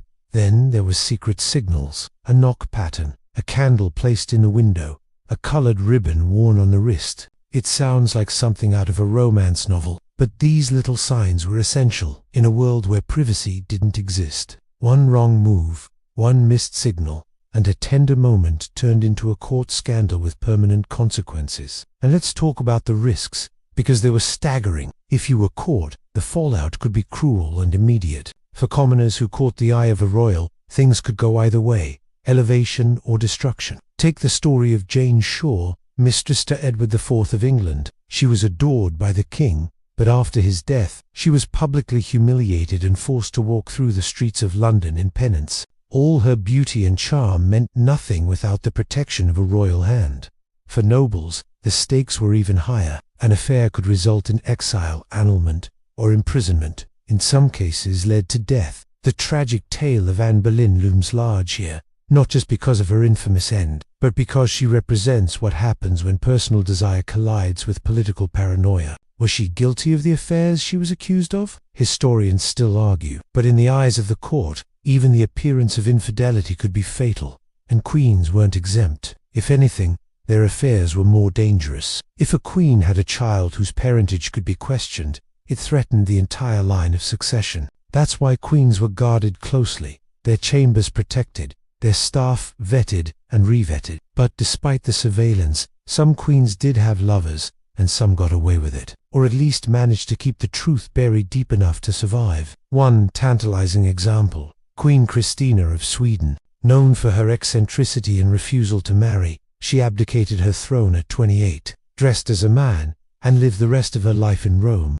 Rumors of same-sex affairs followed her everywhere. She kept a close circle of beautiful, fiercely loyal female companions, and wrote letters so emotionally intense they still raise eyebrows. Was it friendship? Was it love? Was it a political distraction? We'll never know for sure, but the scent of secrecy still clings to every parchment. There's another lesser-known but fascinating case in 16th century Italy. Isabella de' Medici, fiercely intelligent and charming. She allegedly had a long-running affair with a nobleman named Tra Orsini. When her husband discovered the truth, Isabella was found dead, strangled in her bedchamber. The official story claimed illness. No one believed it. Forbidden desire didn't just risk reputation, it could cost you your life. Of course, not every secret affair ended in tragedy. Some were long-lasting, passionate, even loving. The affair between Augustus, the Strong of Saxony, and his mistress Anna Constantia was fiery and for a time incredibly influential. She held sway over court appointments, policies, and diplomatic relations. But when she fell out of favor, exile, solitude, letters that went unanswered, because no matter how hot the passion, it only lasted as long as the favor did. And sometimes the danger wasn't political, it was physical. Lovers who met in secret often relied on servants to sneak them through corridors or deliver messages. But servants could be bribed. Some were blackmailed into betraying their employers. Others turned spy just for the thrill of it. So, you might be lying in bed tangled with someone you've risked everything to be with, and still wonder if the candle flickering outside the door means someone is watching or worse, coming to end it. Despite all this, the palace pulsed with hidden romances. Human desire, after all, doesn't vanish in the face of danger. It adapts, and when it did, it created secret languages, secret meeting places, and secret heartbreaks. People wrote love letters in invisible ink.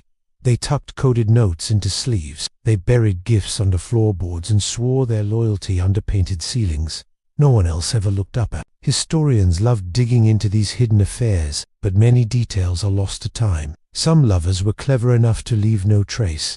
Others left behind only whispers. A poem found in a drawer, a locket with no name, a pressed flower that survived 2 centuries, still fragrant enough to make you wonder what kind of love could stay hidden that long. So tonight, as you lie in your too-big bed, hearing the creak of footsteps in the hall, you wonder, is someone sneaking away from their own bedchamber to meet a forbidden lover? Is there a kiss happening in the dark while the rest of the court sleeps? Or maybe, just maybe, someone is right now, tucking a secret letter beneath your pillow. One that says in only a few carefully chosen words, "Meet me when the candles burn low." By now, you might be wondering how any of this love letters, moonlight tryst, political marriage arranges wrapped in silk and pressure could actually lead to babies. You've heard about all the pressure to produce heirs, all the strategic coupling, but what you haven't heard yet is just how weird and wildly wrong most royal-era beliefs about fertility were. Because in those palace bedchambers, where expectation met ignorance, royal sex was shaped not just by politics, but by bad science, superstition, and some truly bizarre medical advice.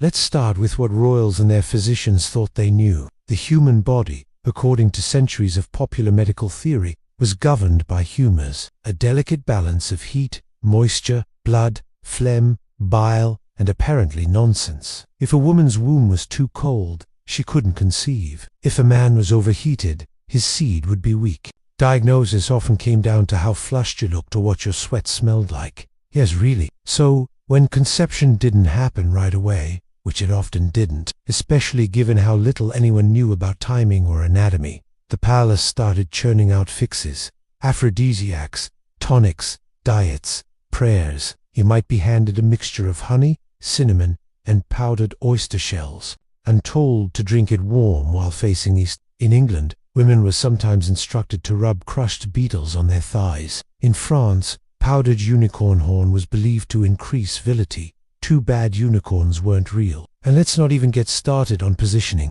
Medieval and early modern texts were full of instructions about how to optimize baby making. Women were advised to lie with their hips raised. Men were told to thrust deeply to warm the womb. Some guides insisted that the best position for conception was missionary, because it aligned with God's design, while others went full ancient Greek and said the stars needed to be in the right alignment, or the baby would be cursed. Speaking of curses, royal courts were obsessed with magical interference. If a queen failed to conceive, it wasn't just blamed on biology, it might be blamed on a spell. Enemies of the crown, jealous nobles, or even jilted lovers were suspected of hiring witches to curse the royal bed. In 17th century France, the infamous affair of the poisons implicated dozens of nobles, including royal mistresses, in a sprawling scandal involving love potions, hexes, and black mass, all intended to influence the passions of powerful men. One alleged love potion involved powdered toad bones mixed with wine and administered secretly during moments of heightened emotion. Subtle, of course,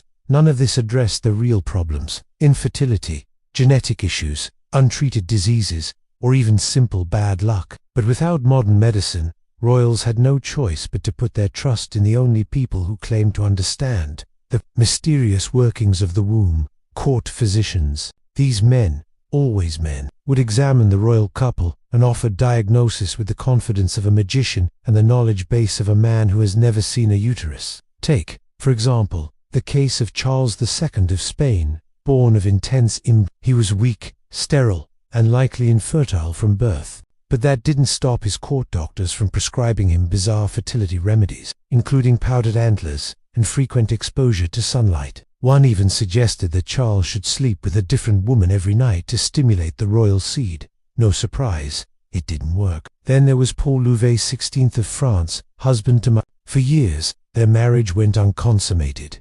Rumors swirled. Pamphlets were printed. The couple was ridiculed in salacious caricatures across Europe. The truth, it may have been as simple as a physical condition. Louis may have had phimosis, a painful condition that prevented full intimacy.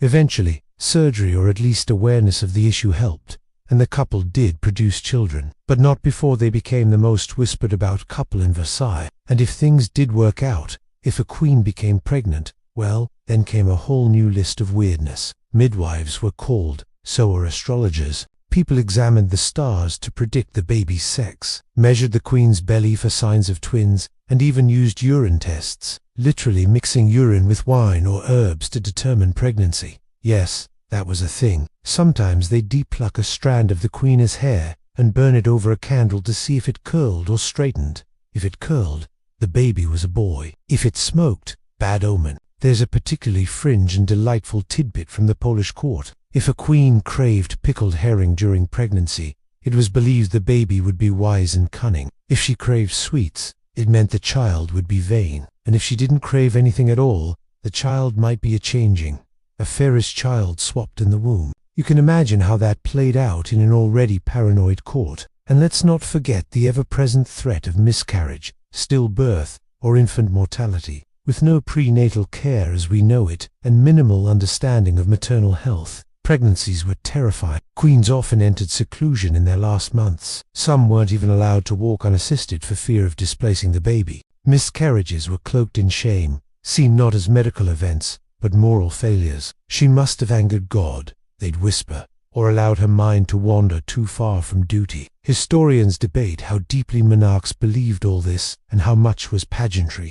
Rituals performed because they were expected, not trusted. But evidence suggests that many royal couples, desperate to conceive, genuinely turned to the strangest remedies they could find. When medicine fails, people don't stop hoping. They just reach further into the shadows. So tonight, as the fire pops in your chamber hearth and you sip your nightly tonic, a mixture of cinnamon, red wine, and a dash of powdered opal, you wonder, is this love? Is this day to disappear? Is this all just theatre? Or is some part of you still hoping that tomorrow, when the astrologer examines the moon's path and the midwife checks your pulse, she'll smile and whisper that ancient holy word, There is a sudden shift in the air the moment a foreign princess sets foot inside the palace gates. The courtiers bow, the trumpets blare, and everyone smiles just a little too tightly. Because when a new royal consort arrives, plucked from another country, another culture, maybe even another language, she doesn't just bring her name and her dowry. She brings her bedroom customs, her expectations, and her secrets, all of which have the power to disrupt everything the palace thought it knew about intimacy. You've seen it before. A French-born queen arrives in a stiff Spanish court and proceeds to scandalize half the nobility by, brace yourself, smiling at her husband in public. Or an Austrian archduchess marries into an Italian dynasty and horrifies her new family by suggesting that maybe, just maybe, the married couple should actually sleep in the same bed. These cultural collisions were more than just awkward. They were tectonic. Take Marie Antoinette, the poster child of royal disorientation. When she came to France at 14, she arrived with Austrian habits, some charming, some deeply out of sync with the French court's protocols. In Vienna, for example, personal modesty was prized. In Versailles, her wedding night was practically a group activity, with nobles trailing into the bedchamber to bless the sheets, offer unsolicited advice, and inspect the mood like they were shopping for curtains. Marie's body, barely past childhood, was now a political object. Her discomfort, not even part of the conversation. But it went both ways. Catherine of Banza, the Portuguese princess who married Charles II of England, brought tea to the English court. Yes, that tea, along with her more reserved Catholic attitudes about courtship and marital duty. She found herself surrounded by Charles's rowdy lovers, bawdy jokes, and a culture of barely concealed sexual chaos. She did her best to adapt, but the private tension was enormous, especially since she couldn't bear a child. That failure mixed with cultural friction left her increasingly isolated. When foreign royals married into unfamiliar courts, intimacy became diplomacy. Every kiss, every child, every refusal was interpreted through a fog of assumptions and national pride. Did she turn her cheek because she's shy or because she's rejecting her husband? Did he refuse her invitation because of personal dislike? or because his country's customs discouraged nighttime visits before a full moon. It didn't help that foreign queens and kings often arrived with their own staff, ladies-in-waiting, advisors, even personal physicians who clung fiercely to the customs of home. This created a sort of bedroom Cold War, where two teams existed within one marriage, the wife's people trying to preserve her dignity and traditions, and the husband's demanding she assimilate immediately. In some palaces, these tensions spilled into gossip. In others, they erupted into outright hostility. There's a particularly wild story about Anne of Cleves, the German-born bride of Henry VI.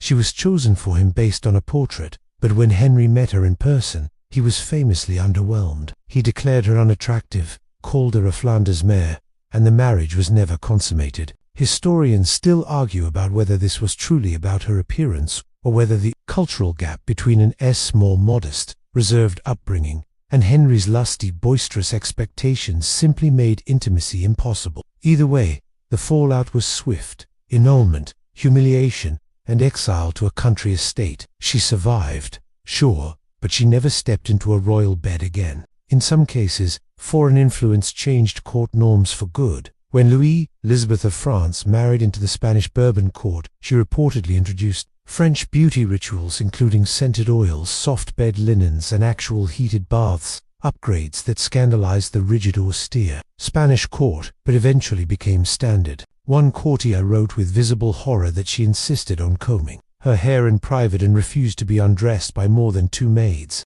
The nerve! But not all innovations were so welcome. In the Russian court, foreign-born consorts were often suspected of carrying more than just perfumes and lace. They were believed to bring moral corruption. The wives of Peter the Great were viewed with deep suspicion, especially if they dared to act with confidence or independence. One of his mistresses, Hannah Mongs, was German and known for hosting private salons full of laughter, music, and wine. Her influence was seen as subversive, even dangerous. When she fell out of favor, she was banished and her family publicly shamed. And let's not forget the language barrier. Trying to seduce your new spouse when you don't speak their language. Awkward. Trying to do it with a translator standing 2 feet away. Hilarious.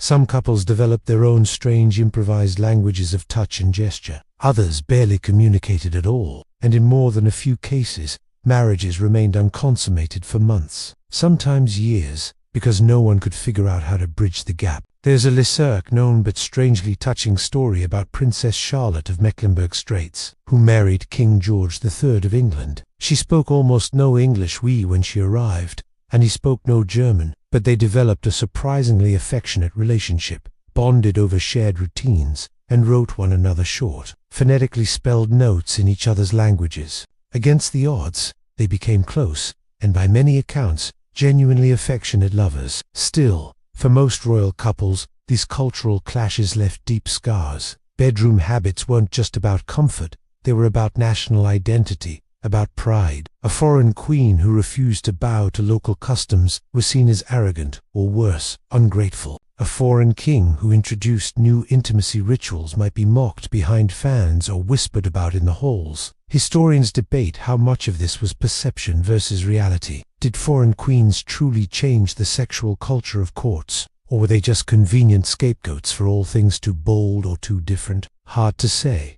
but one thing is clear: when love crossed borders in a royal palace, it didn't just change the marriage, it changed the bedroom, the court, and sometimes the entire course of a dynasty. So tonight, as the wind rattles the shutters, and your foreign-accented lover lies beside you, familiar yet unfamiliar, you reach out, not knowing what response you'll get. A kiss, a nod, a quiet sigh, in a language you don't speak. The palace doesn't care, the gossip won't wait. But for just this moment, maybe the space between two people feels a little smaller than the space between nations. There is an unmistakable hush in the palace when the king fails to appear from his chambers in the morning. Not for breakfast, not for the morning audience, not even for the ceremonial blessing of his royal slippers. The silence is heavy, loaded. Servants move a little more cautiously. Courtiers glance toward one another, saying nothing. Because when a monarch, sovereign, divine, viral, by definition, can't perform his conjugal duties, it's not just a bedroom issue.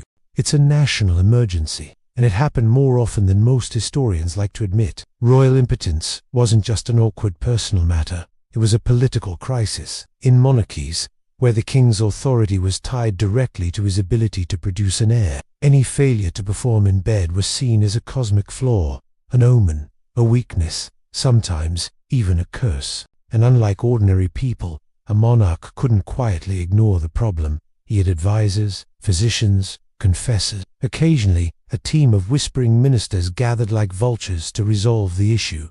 Take Louis XVI again. Poor guy. He spent years under public scrutiny because he and Marie Antoinette couldn't consummate their marriage. Gossip flew through the salons of Paris like wildfire. Was he uninterested, incompetent, sick, gay? Pamphleteers had a field day, some going so far as to publish illustrated guides explaining how the royal couple might go about it. Historians now believe Louise may have suffered from a mild condition that caused pain during intercourse, but it didn't matter. To the court and the public, the delay in producing an heir was a national embarrassment.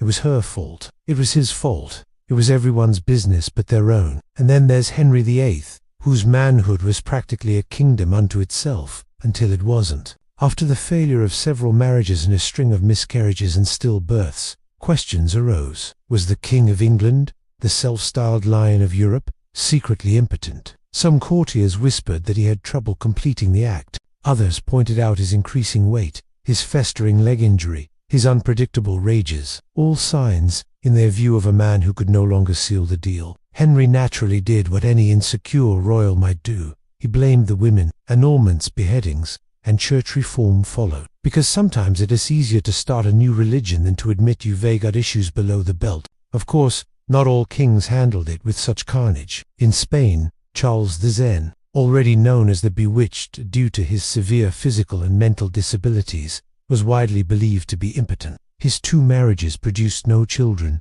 and his court was obsessed with figuring out why. Court physicians examined him. Religious officials prayed over him. Rumors of witchcraft swirled. One theory proposed that he had been hexed in the womb, cursed never to reproduce. There was even talk that he didn't fully understand what sex involved. The scrutiny was relentless. The irony, by the time anyone admitted the problem, couldn't be fixed. The Habsburg line was on its last legs, and Europe was headed toward war over who got the Spanish throne. But impotence wasn't just a royal concern. It also affected noblemen, dukes, and princes whose sexual prowess determined whether or not they could hold power. In France, the king could legally annul a marriage if it wasn't consummated, but only if he had medical witnesses to prove it, which meant that some unfortunate lords were required to undergo humiliating examinations to assess whether they were, as the legal document so delicately put it, able to perform the act of marriage.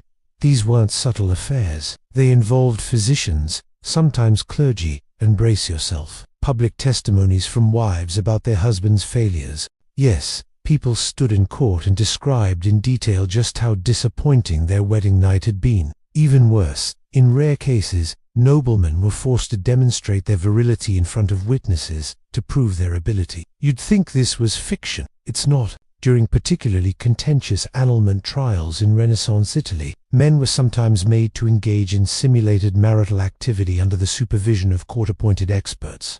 This wasn't entertainment, it was law, a tragic mix of shame, pressure, and invasive bureaucracy. For royal women, impotence was just as damaging, though cloaked in different language. If the husband couldn't perform, the wife was still blamed for failing to inspire him. She might be called cold, barren, or witch-like. Some queens, desperate to avoid disgrace, agreed to quiet annulments or allowed the king to take a mistress while keeping their titles intact. Others fought back. Catherine of Aragon, for instance, fiercely denied Henry VII's claims that their marriage had never been consummated. Her insistence made in front of cardinals and nobles was more than personal. It was political survival. And if the court believed the queen's husband was impotent, rumors of alternative conception began to bubble. Was the child really his? Was a lover involved? Was the lineage even legitimate? Its entire lines of succession teetered on the edge of these whispered doubts. One persistent rumor, unproven but juicy, claimed that a Danish prince's heir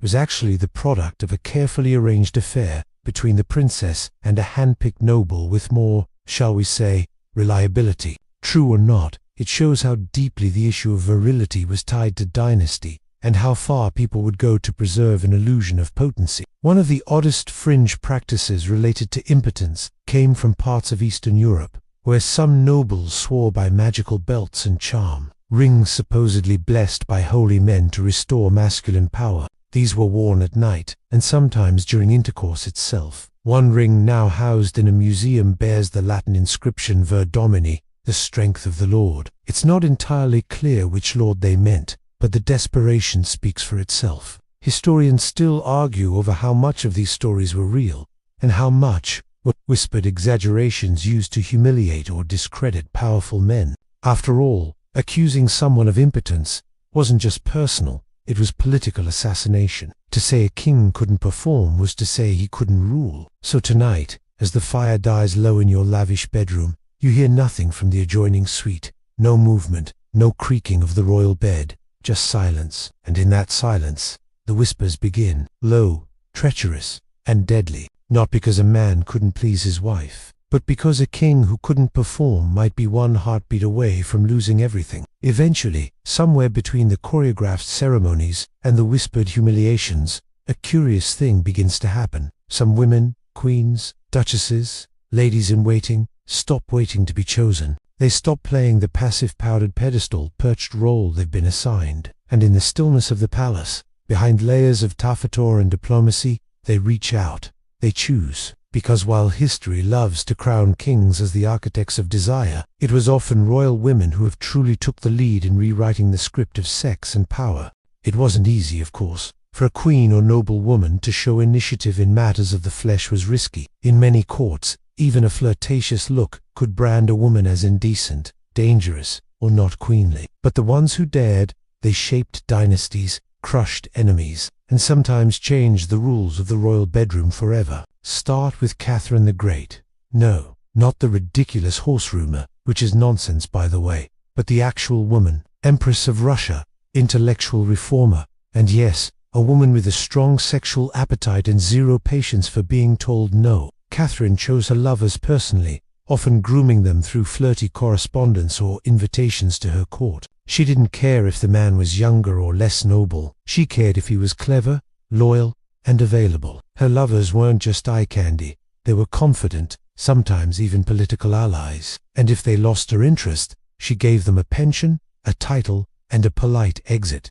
Classy. Then there's Marguerite de Valois, the infamous Queen Margot of France, whose lovers numbered more than most of her male contemporaries. She was beautiful, yes, but also dangerously smart. During the wars of religion, she used her relationships with powerful men to broker her peace, gather intelligence, and ensure her survival. Her sexual freedom was so legendary that pamphlets painted her as a nymphomaniac. But read between the lines, and it's clear she wasn't scandalous. She was strategic and she wasn't alone. In England, Bess of Hardwick, a commoner turned countess, married 4 times, each time gaining more wealth and influence. While not a royal herself, her mastery of marital politics allowed her to build one of the most powerful family dynasties of the Elizabethan era. She understood that intimacy wasn't just about the bedroom. It was about contracts, alliances, and leverage, and she used it repeatedly to her advantage. Even queens who didn't openly take lovers found subtle ways to flip the script. Anne of Austria, queen to Louis XIII of France, was often thought of as pious and passive, but behind closed doors, she maintained private friendships and emotional connections that danced right on the edge of propriety. When accused of having an affair with the Duke of Buckingham, she didn't deny it outright. She simply made herself untouchable by surrounding herself with loyal ladies, bearing her correspondence in coded language, and reminding everyone that she was both queen and a Spanish princess. If you accused her, you weren't just questioning her virtue, you were risking war. And let's talk about bedroom decor, because even there, royal women exerted power, while kings filled their chambers with maps, antlers, and masculine pomp. Many queens cured central sanctuaries, spaces with plush textures, floral motifs, soothing colors, and lighting designed to flatter rather than intimidate. These were rooms designed not just for rest or display, but for pleasure. The right pillows, the right perfume, the right music drifting in from a side chamber. It was a subtle form of control, and it worked. One fringe but fascinating fact: in 18th century Italy, Certain noble women commissioned custom conversation sofa, low crescent-shaped dians designed specifically for flirtation. They were engineered so two people could sit close without technically touching. Add in a sheer curtain, some ambient harp music, and a chilled glass of fortified wine, and suddenly, the Duchess was no longer a background player in the palace. She was the one deciding who stayed for the evening. Even in the Ottoman Empire, where the harem system seems from the outside Lufik, a tool of patriarchal dominance, women in the imperial harem wielded immense behind-the-scenes power. Valida sultans, mothers of the reigning sultan, were often the most influential people in the entire empire, and concubines, far from being passive ornaments, learned to play the court game with ruthless efficiency. They could form factions, influence appointments, and in some cases rise to positions of near equal political authority. Their access to the ruler wasn't just sexual, it was strategic, and they used it. Historians are slowly reclaiming these women's stories, peeling back the male-centered myths to reveal a far more nuanced reality. Yes, the dangers were real. Accusations of adultery could still destroy a woman in an instant, but the record shows that many royal women were not afraid to redefine the rules. They pursued their desires carefully, sometimes boldly, often brilliantly, and when they succeeded, they didn't just satisfy their hearts or bodies, they bent the will of empires. There's still debate, of course. Did women like Catherine and Marguerite truly enjoy sexual freedom, or were they still playing a rigged game with prettier cards? Were their relationships acts of rebellion or survival? Maybe both. Maybe it depends on the night, the partner, and the particular mood in the room. But one thing is certain, these women didn't just receive affection, they directed it. They wrote letters laced with clever word play. They selected their perfumes to leave trails on purpose. They hosted private salons where conversations hovered just above scandal. They knew the value of a glance, the weight of a whisper, and most importantly, they weren't waiting to be invited into the bedroom. They were unlocking the door themselves. So tonight, as you lie beneath that embroidered canopy and consider the silence beside you, whether from absence or indifference, you turn on your side and face the candle light. Maybe tomorrow you'll choose, not just how you love, but who. Maybe the queen isn't waiting anymore. Maybe, just maybe, she's done playing nice. The palace is quiet again, but not with sleep. Is that charged, unnatural stillness? The kind that happens when everyone is pretending not to see what they've already noticed.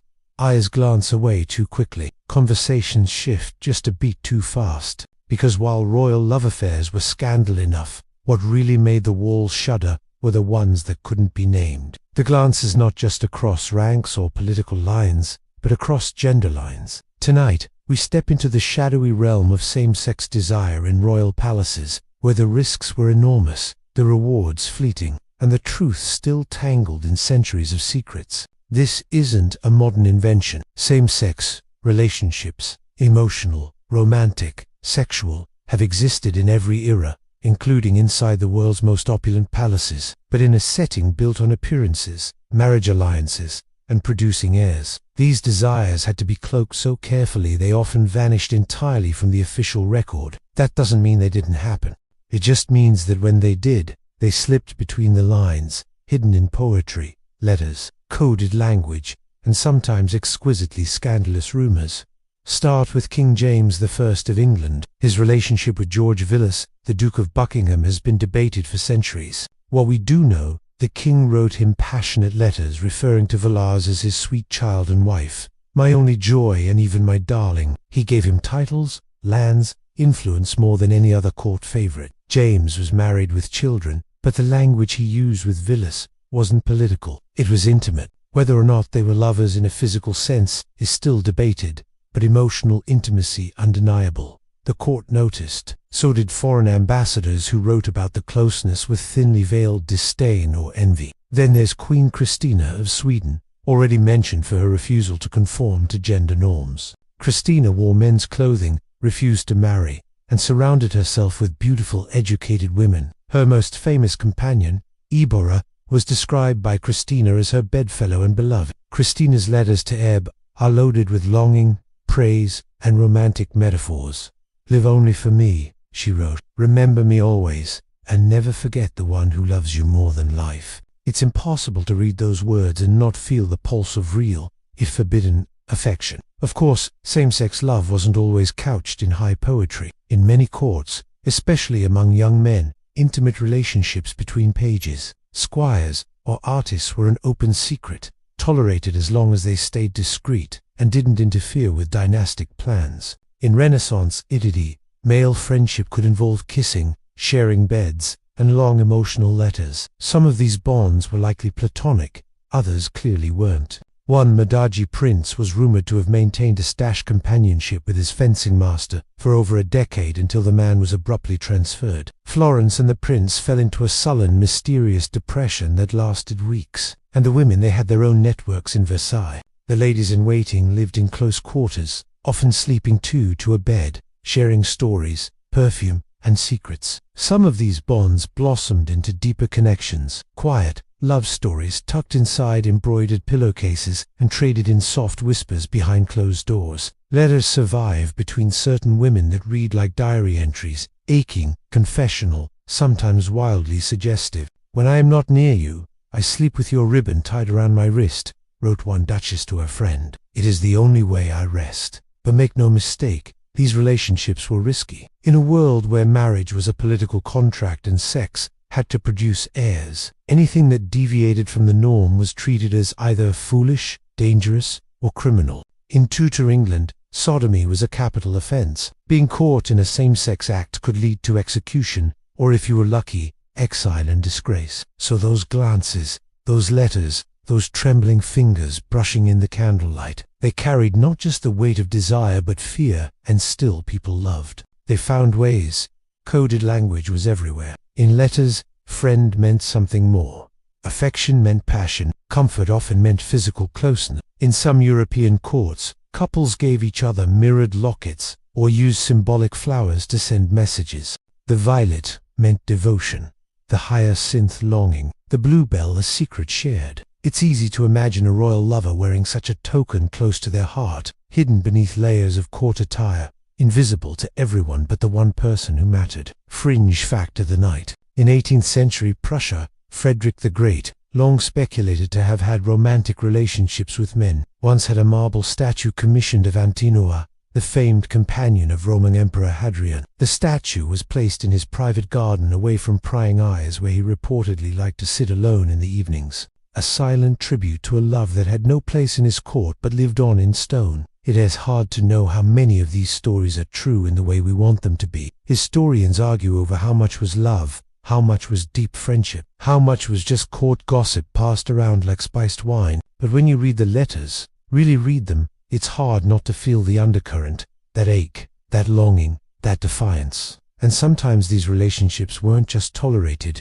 they were protected. A powerful monarch might quietly ignore a favored courtier's relationship, as long as it didn't make waves. A queen might know her lady-in-waiting was more emotionally invested than appropriate, and turn the other cheek. There was an unspoken rule in many courts: don't ask, don't confirm, don't threaten the bloodline. Tonight, in your own quiet chamber, you might wonder how many nights were spent like this in centuries past. Two hearts, separated by fear and duty, whispering in the dark, knowing that by morning they must become once again only friends. How many kings fell asleep clutching a letter they couldn't show anyone? How many queens turned their faces to the wall, dreaming of someone who wasn't in their bed? The palace doesn't remember those stories in its grand portraits or its golden tapestries, but the walls remember, and the beds, those creaky candlelit beds, probably still hold echoes of every forbidden sigh. The candle flickers beside your bed, and from somewhere in the corridors of the palace, a bell tolls midnight. Another day,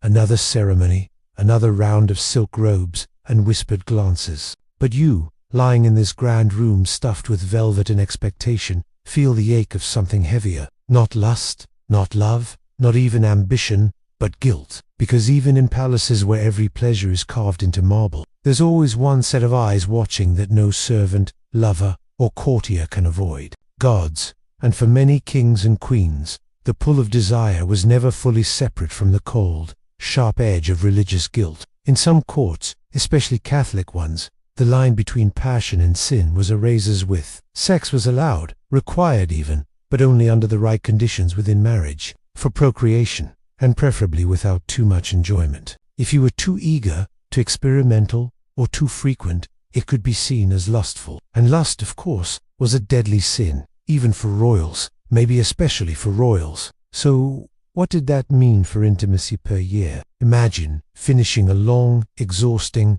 politically mandated bedroom act, one that might have been tender or tense or awkward, and then having to confess it the next morning. Literally.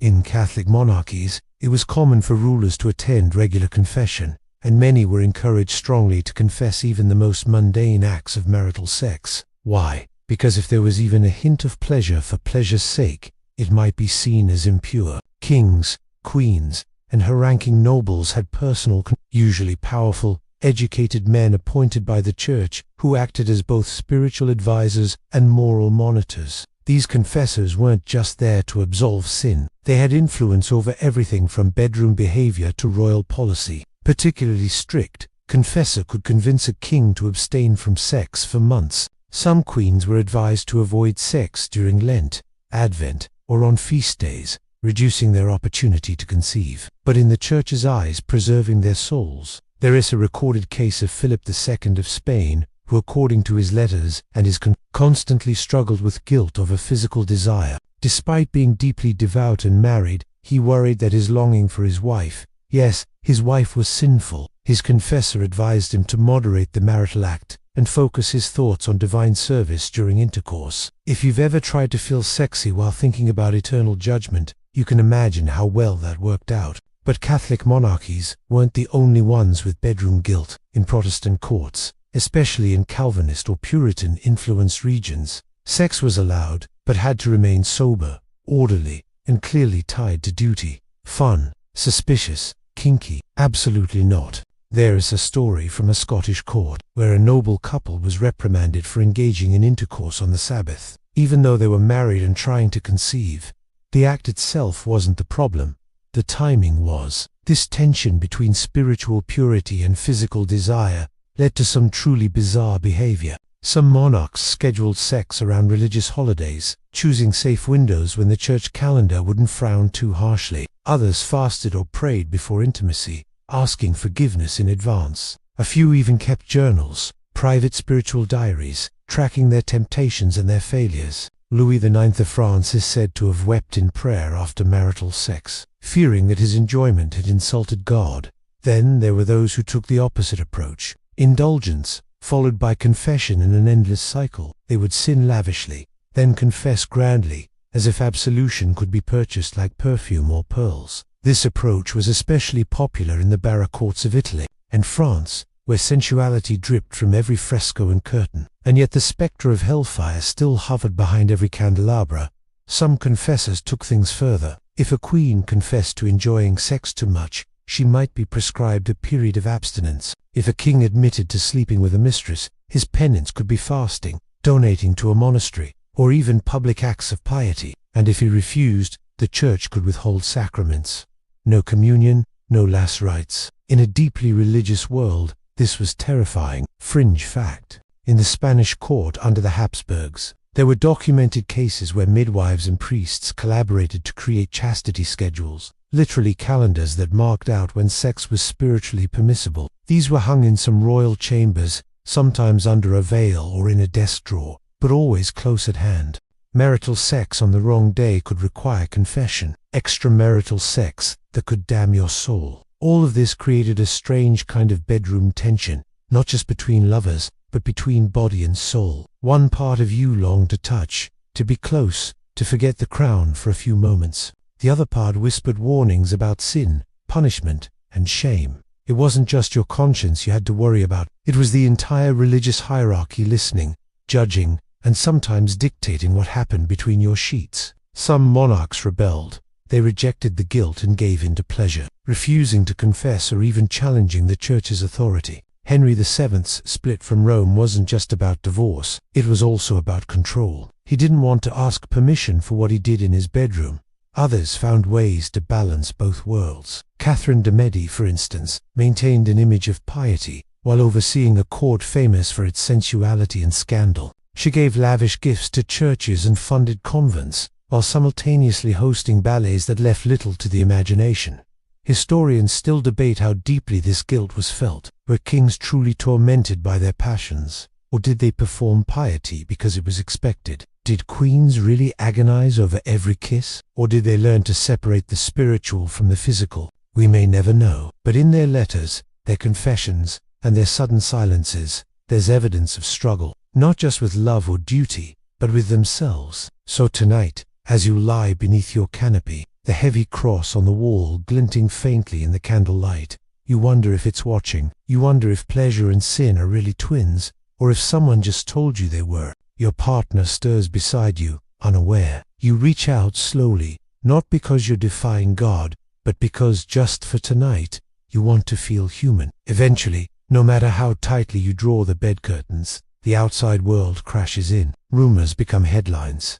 Affection turns to ammunition, and what was once just a tryst or a whisper of passion becomes a full-blown political catastrophe. Because in a royal court, scandal doesn't just ruin reputations, it can topple entire thrones. And few scandals have the destructive, dazzling power of a royal sex affair gone very, very public.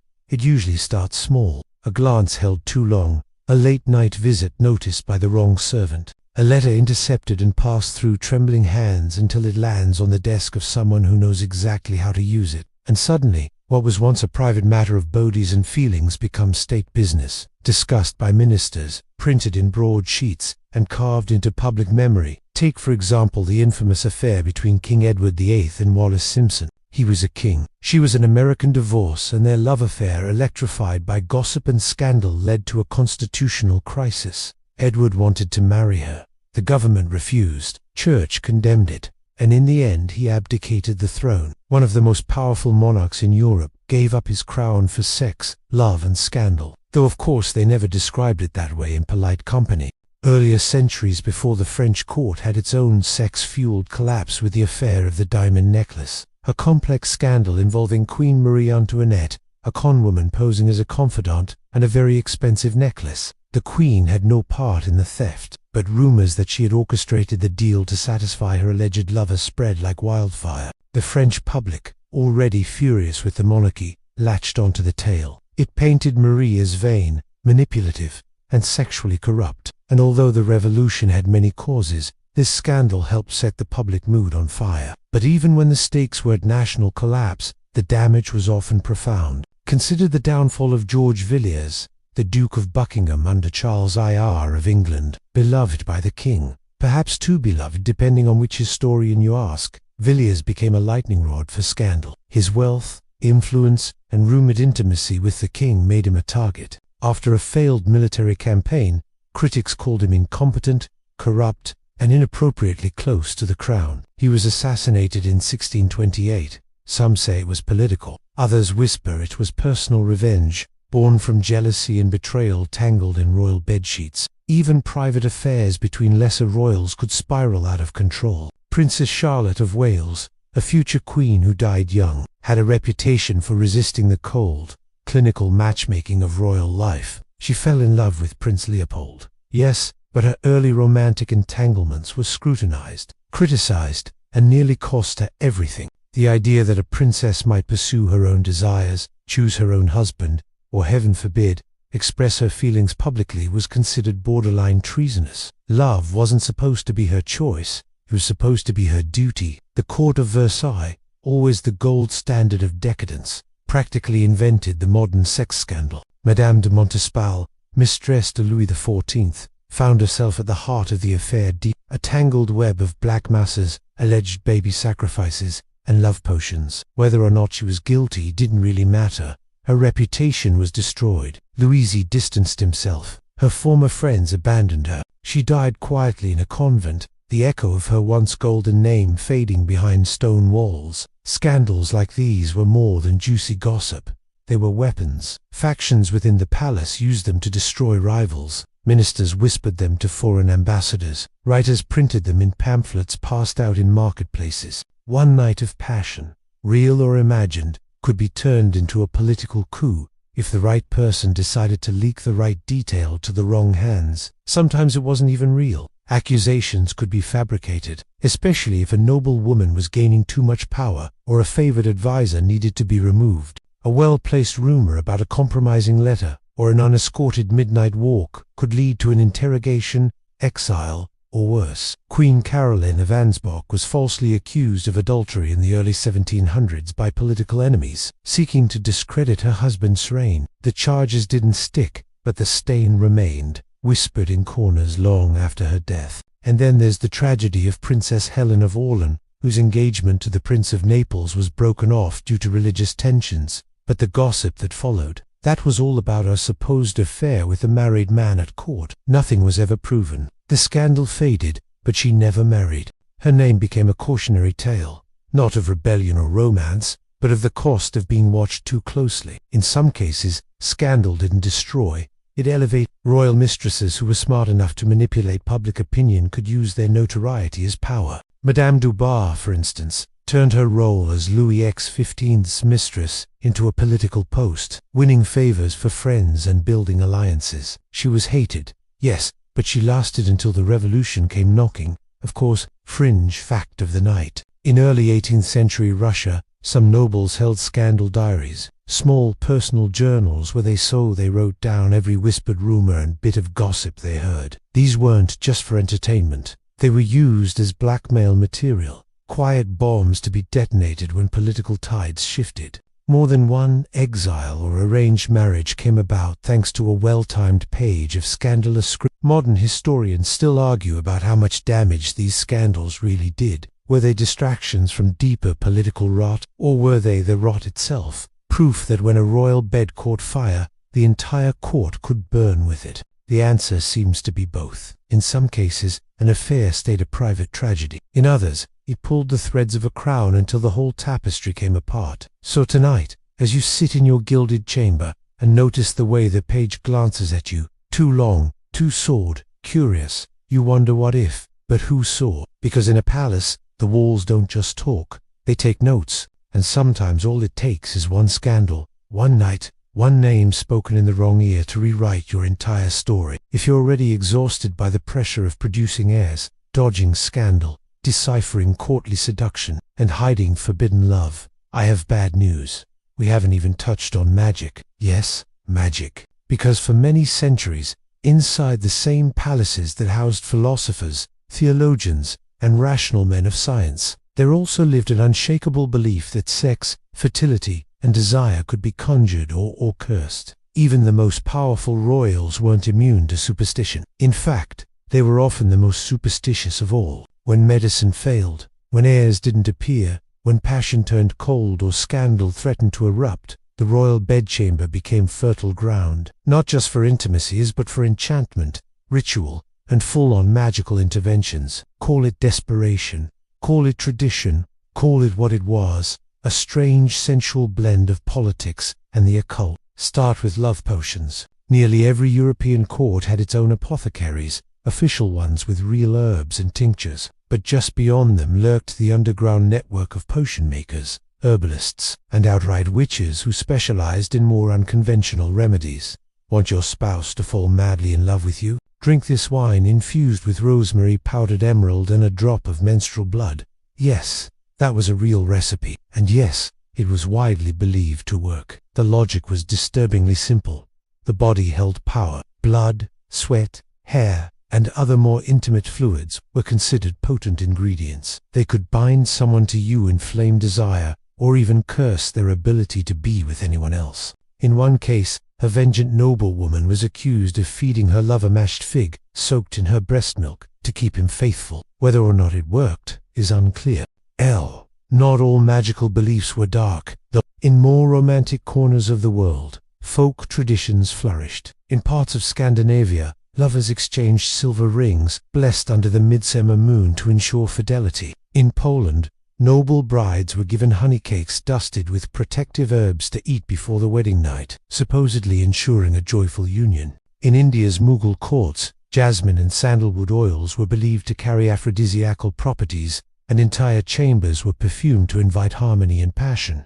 Was it science? No, but it was heartfelt. Historians are split on how seriously monarchs took these magical methods. Some argue that much of it was symbolic rituals performed for comfort, not belief. Others insist that when heirs failed to appear, and when love cooled in royal marriages, many monarchs did what anyone does when reason fails. They turned to hope in stranger forms. So tonight, as you settle under the weight of embroidered sheets and perfumed pillows, something tickles the edge of your thoughts. That sosh tucked beneath your mattress, placed there by your maid, the scent of rosemary lingering in your wine, the warmth of your partner's hand as it moves slowly, uncertainly across your back. Is it love, chemistry, or something older, wilder, something that predates titles and tapestries? You close your eyes and wonder if someone somewhere in the palace is whispering your name over a candle, or if perhaps you're redoing the same for them. It's the middle of the night and you're lying awake again. Too much on your mind, too many whispers echoing behind your eyes. Because here's the thing no one talks about at court. It's not just about you and your partner. It's not just about romance or seduction or scandal. It's about everything you've inherited. The expectations, the dysfunction, the ancient mess passed down like a family crest etched in stone. Because, in royal palaces, sex isn't just shaped by politics or protocol. It's haunted by the sins of the ancestors. You don't just marry a person in these walls. You marry their bloodline, their family history, their scandals, superstitions, medical baggage, and emotional bruises. And those things, they seep into the bedroom like drafts through the marble floor. Take the Habsburgs, a dynasty so obsessed with keeping their bloodline pure that they intermarried for centuries. Cousin with cousin, niece with uncle, sometimes looping the family tree into knots. The result, Charles II of Spain, a man so genetically damaged by generations of inbreeding that he was physically deformed, intellectually stunted, and by all accounts, incapable of consummating his marriage. His jaws couldn't close properly. His tongue was too large to speak clearly. His own wife reportedly described their wedding night as solemn and without success. The dynasty collapsed, not just from poor governance, but because the royal bed had finally reached a point of genetic dead end. And then there's Henry VIII, whose marital disasters weren't just about lust or ego. They were about a deep, almost superstitious obsession with producing a male heir, a fixation so intense that it led to 6 marriages, and the complete restructuring of England's religious landscape. But behind that was trauma, a father who seized power through bloodshed, a lineage that barely survived civil war. Henry's bed wasn't just for love, it was the battlefield on which he tried to silence every ghost of instability that haunted his crown. Generational patterns didn't stop at fertility. Look at Louis IV, the Sun King. His grandfather was assassinated. His father died young. His mother, a devout and distant queen, taught him that pleasure was dangerous, but power was divine. And yet, Louis surrounded himself with Madame de Montespan, Madame Dean, and fathered at least 16 illegitimate children. It's as if for every wound inherited, he tried to assert life. He filled his court with sex and spectacle, but underneath it, you can feel the thread of someone trying desperately to outpace fate. In some families, trauma echoed through emotional coldness. Royal children raised by wet nurses and tutors, trained from the cradle to prioritize diplomacy over affection, grew into adults who couldn't express love without calculation. Letters from 18th century German duchesses reveal a heartbreaking consistency. He is kind but distant. We speak only of matters of state. He does not touch me unless summoned by duty. These women weren't unloved. They were caught in dynasties where warmth was not part of the curriculum. And for every dysfunctional father-son relationship, there were mother-daughter inheritances, just as tangled. Queens who'd been used as pawns in foreign alliances often raised their daughters to be wary, strategic, emotionally armored. Take Empress Maria Theresa of Austria, who micromanaged the marriages of her 16 children, including Marie Antoinette. She offered detailed advice, sometimes cold, always clinical, about how to behave in bed, how to please a husband, how to secure power through childbearing. She loved her children, but she trained them for a world where affection could be fatal. Sometimes the dysfunction was the medical. Kings carried hereditary diseases, perfidia, hemophilia, syphilis, and passed them on with a single night under the sheets. Queen Victoria was a carrier of hemophilia, a condition that would ripple across Europe's royal families for generations, weakening the Romanovs, crippling Spanish princes, and haunting the House of Habsburg with every newborn male. It wasn't romantic, it wasn't symbolic, it was biology turned legacy, and it left no room for denial. Even in more emotionally stable dynasties, you find pattern, silent marriages, loveless unions, excessive control, affairs repeated across generations, like echoing footsteps still in the palace corridors. One French noblewoman wrote in her diary that her mother, her grandmother, and her great-grandmother had all been married at 15, had all been ignored by their husbands, and had all taken lovers before their 20th birthdays. "We are taught to remain composed," she wrote, "but our blood has always whispered otherwise." Fringe detail. In certain royal houses, astrologers were hired not just to chart favorable marriage dates, but to study ancestral charts, to warn about the curse of the third son or the shadow of the first marriage.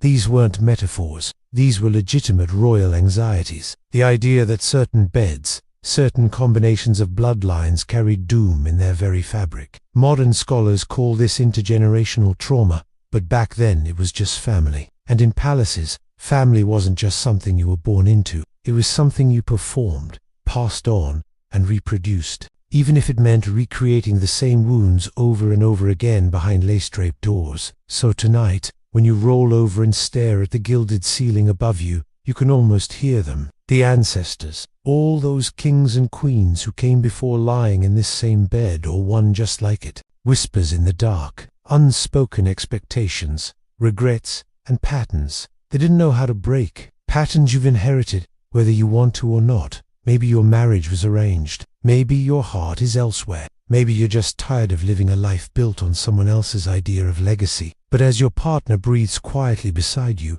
you ask yourself a quiet question. Not what will I pass on, but what stops with me. Morning comes with a soft knock, and a servant enters, bearing rose water for your face, a folded note on a silver tray, and a careful lack of eye contact.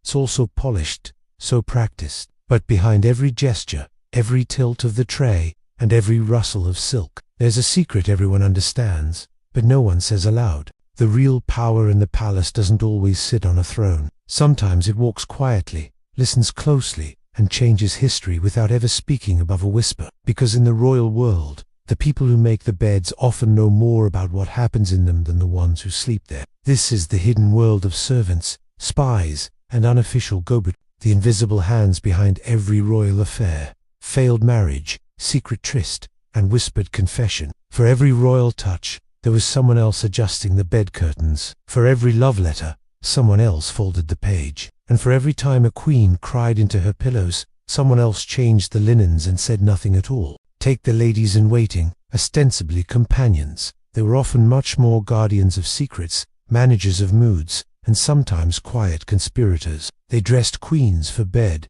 sat with them during lonely afternoons, and listened as they poured out frustrations about cold husbands, absent lovers, or inconvenient pregnancies. Some acted as liaison, arranging secret meetings or slipping notes between hands.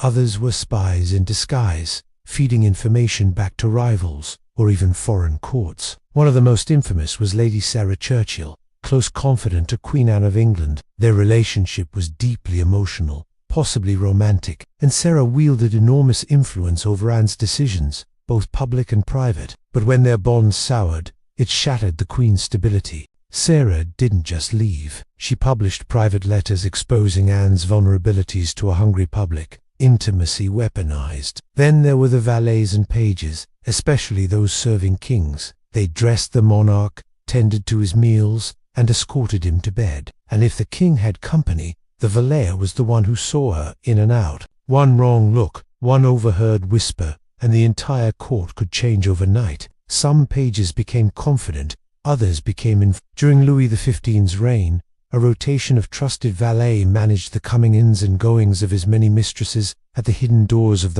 his private pleasure estate. These servants weren't just passive. They were essential, managing time slots, ensuring silence, and keeping the king's taste neatly catalogued. Perhaps your heirs will never know. Perhaps they'll name buildings and ships and ceremonial fountains after you, never realizing you once stood barefoot by a window, trembling from a kiss you weren't supposed to want. But that's all right, because somewhere in the world, maybe even right now, someone is falling into a forbidden embrace, heart racing with the same mix of fear and hope. And maybe in that moment, they're unknowingly continuing your story. Because the truth is this: palaces don't just house power. They house the entire messy spectrum of human desire, passion, regret, joy, restraint. The night you met their eyes across the banquet, the morning you couldn't say goodbye, the letter you never sent, the marriage that started in frost and ended in warmth. All of it mattered, even the parts no one believed. And now, as you close your eyes for the final time, you don't see a crown or a throne or a tapestry bearing your family's name. You see the candlelight, you feel the touch, you hear the laugh. And in that moment, you know the palace remembers, and so will someone else. And now, with the palace dimmed and the candles flickering out, we come to the soft exhale at the end of our long journey. You've wandered through whispered hallways and creaking four-post beds, through centuries of secret letters, forbidden touches, arranged vows, and hearts that beat too fast in too public a place. You've lived a dozen lives: queen, mistress, valet, husband, traitor, confessor. You've witnessed seduction and suspicion, affection and betrayal, births and breakdowns, all framed in bride and expectation. And now we rest. You've learned what few get to see, that inside every royal bedchamber, beneath all the golden ceremony, lived something stubbornly, beautifully human. Not myths, not marble, just people, flawed, frightened, impulsive, aching. Some were clever, some cruel, many lonely, all of them in their own way, reaching for connection in a place designed to isolate them, whether through a glance across a ballroom or a letter folded under a pillow. They tried, and that effort, that messy, deeply mortal effort, is what echoes loudest in these stories. Maybe you see yourself in some of them. Maybe not in their titles or their silks, but in their choices. The ones made out of duty, the ones made out of desperation, the ones made when no one was looking. You don't need a crown to know what it's like to want someone you shouldn't, or to stay when your heart already left, or to risk everything for a kiss you'll only get once. So tonight, as you lie back and let the quiet settle around you like velvet, know this: every palace holds secrets, but none greater than the ones you carry in your own bones. Love, lust, memory, regret. They are not royal. They're just real, and in the hush of history, it's the real that lingers longest. Sleep well, dream softly, and remember your story matters. To that, hope you like it. Please make sure to like and subscribe and leave a comment. Good night.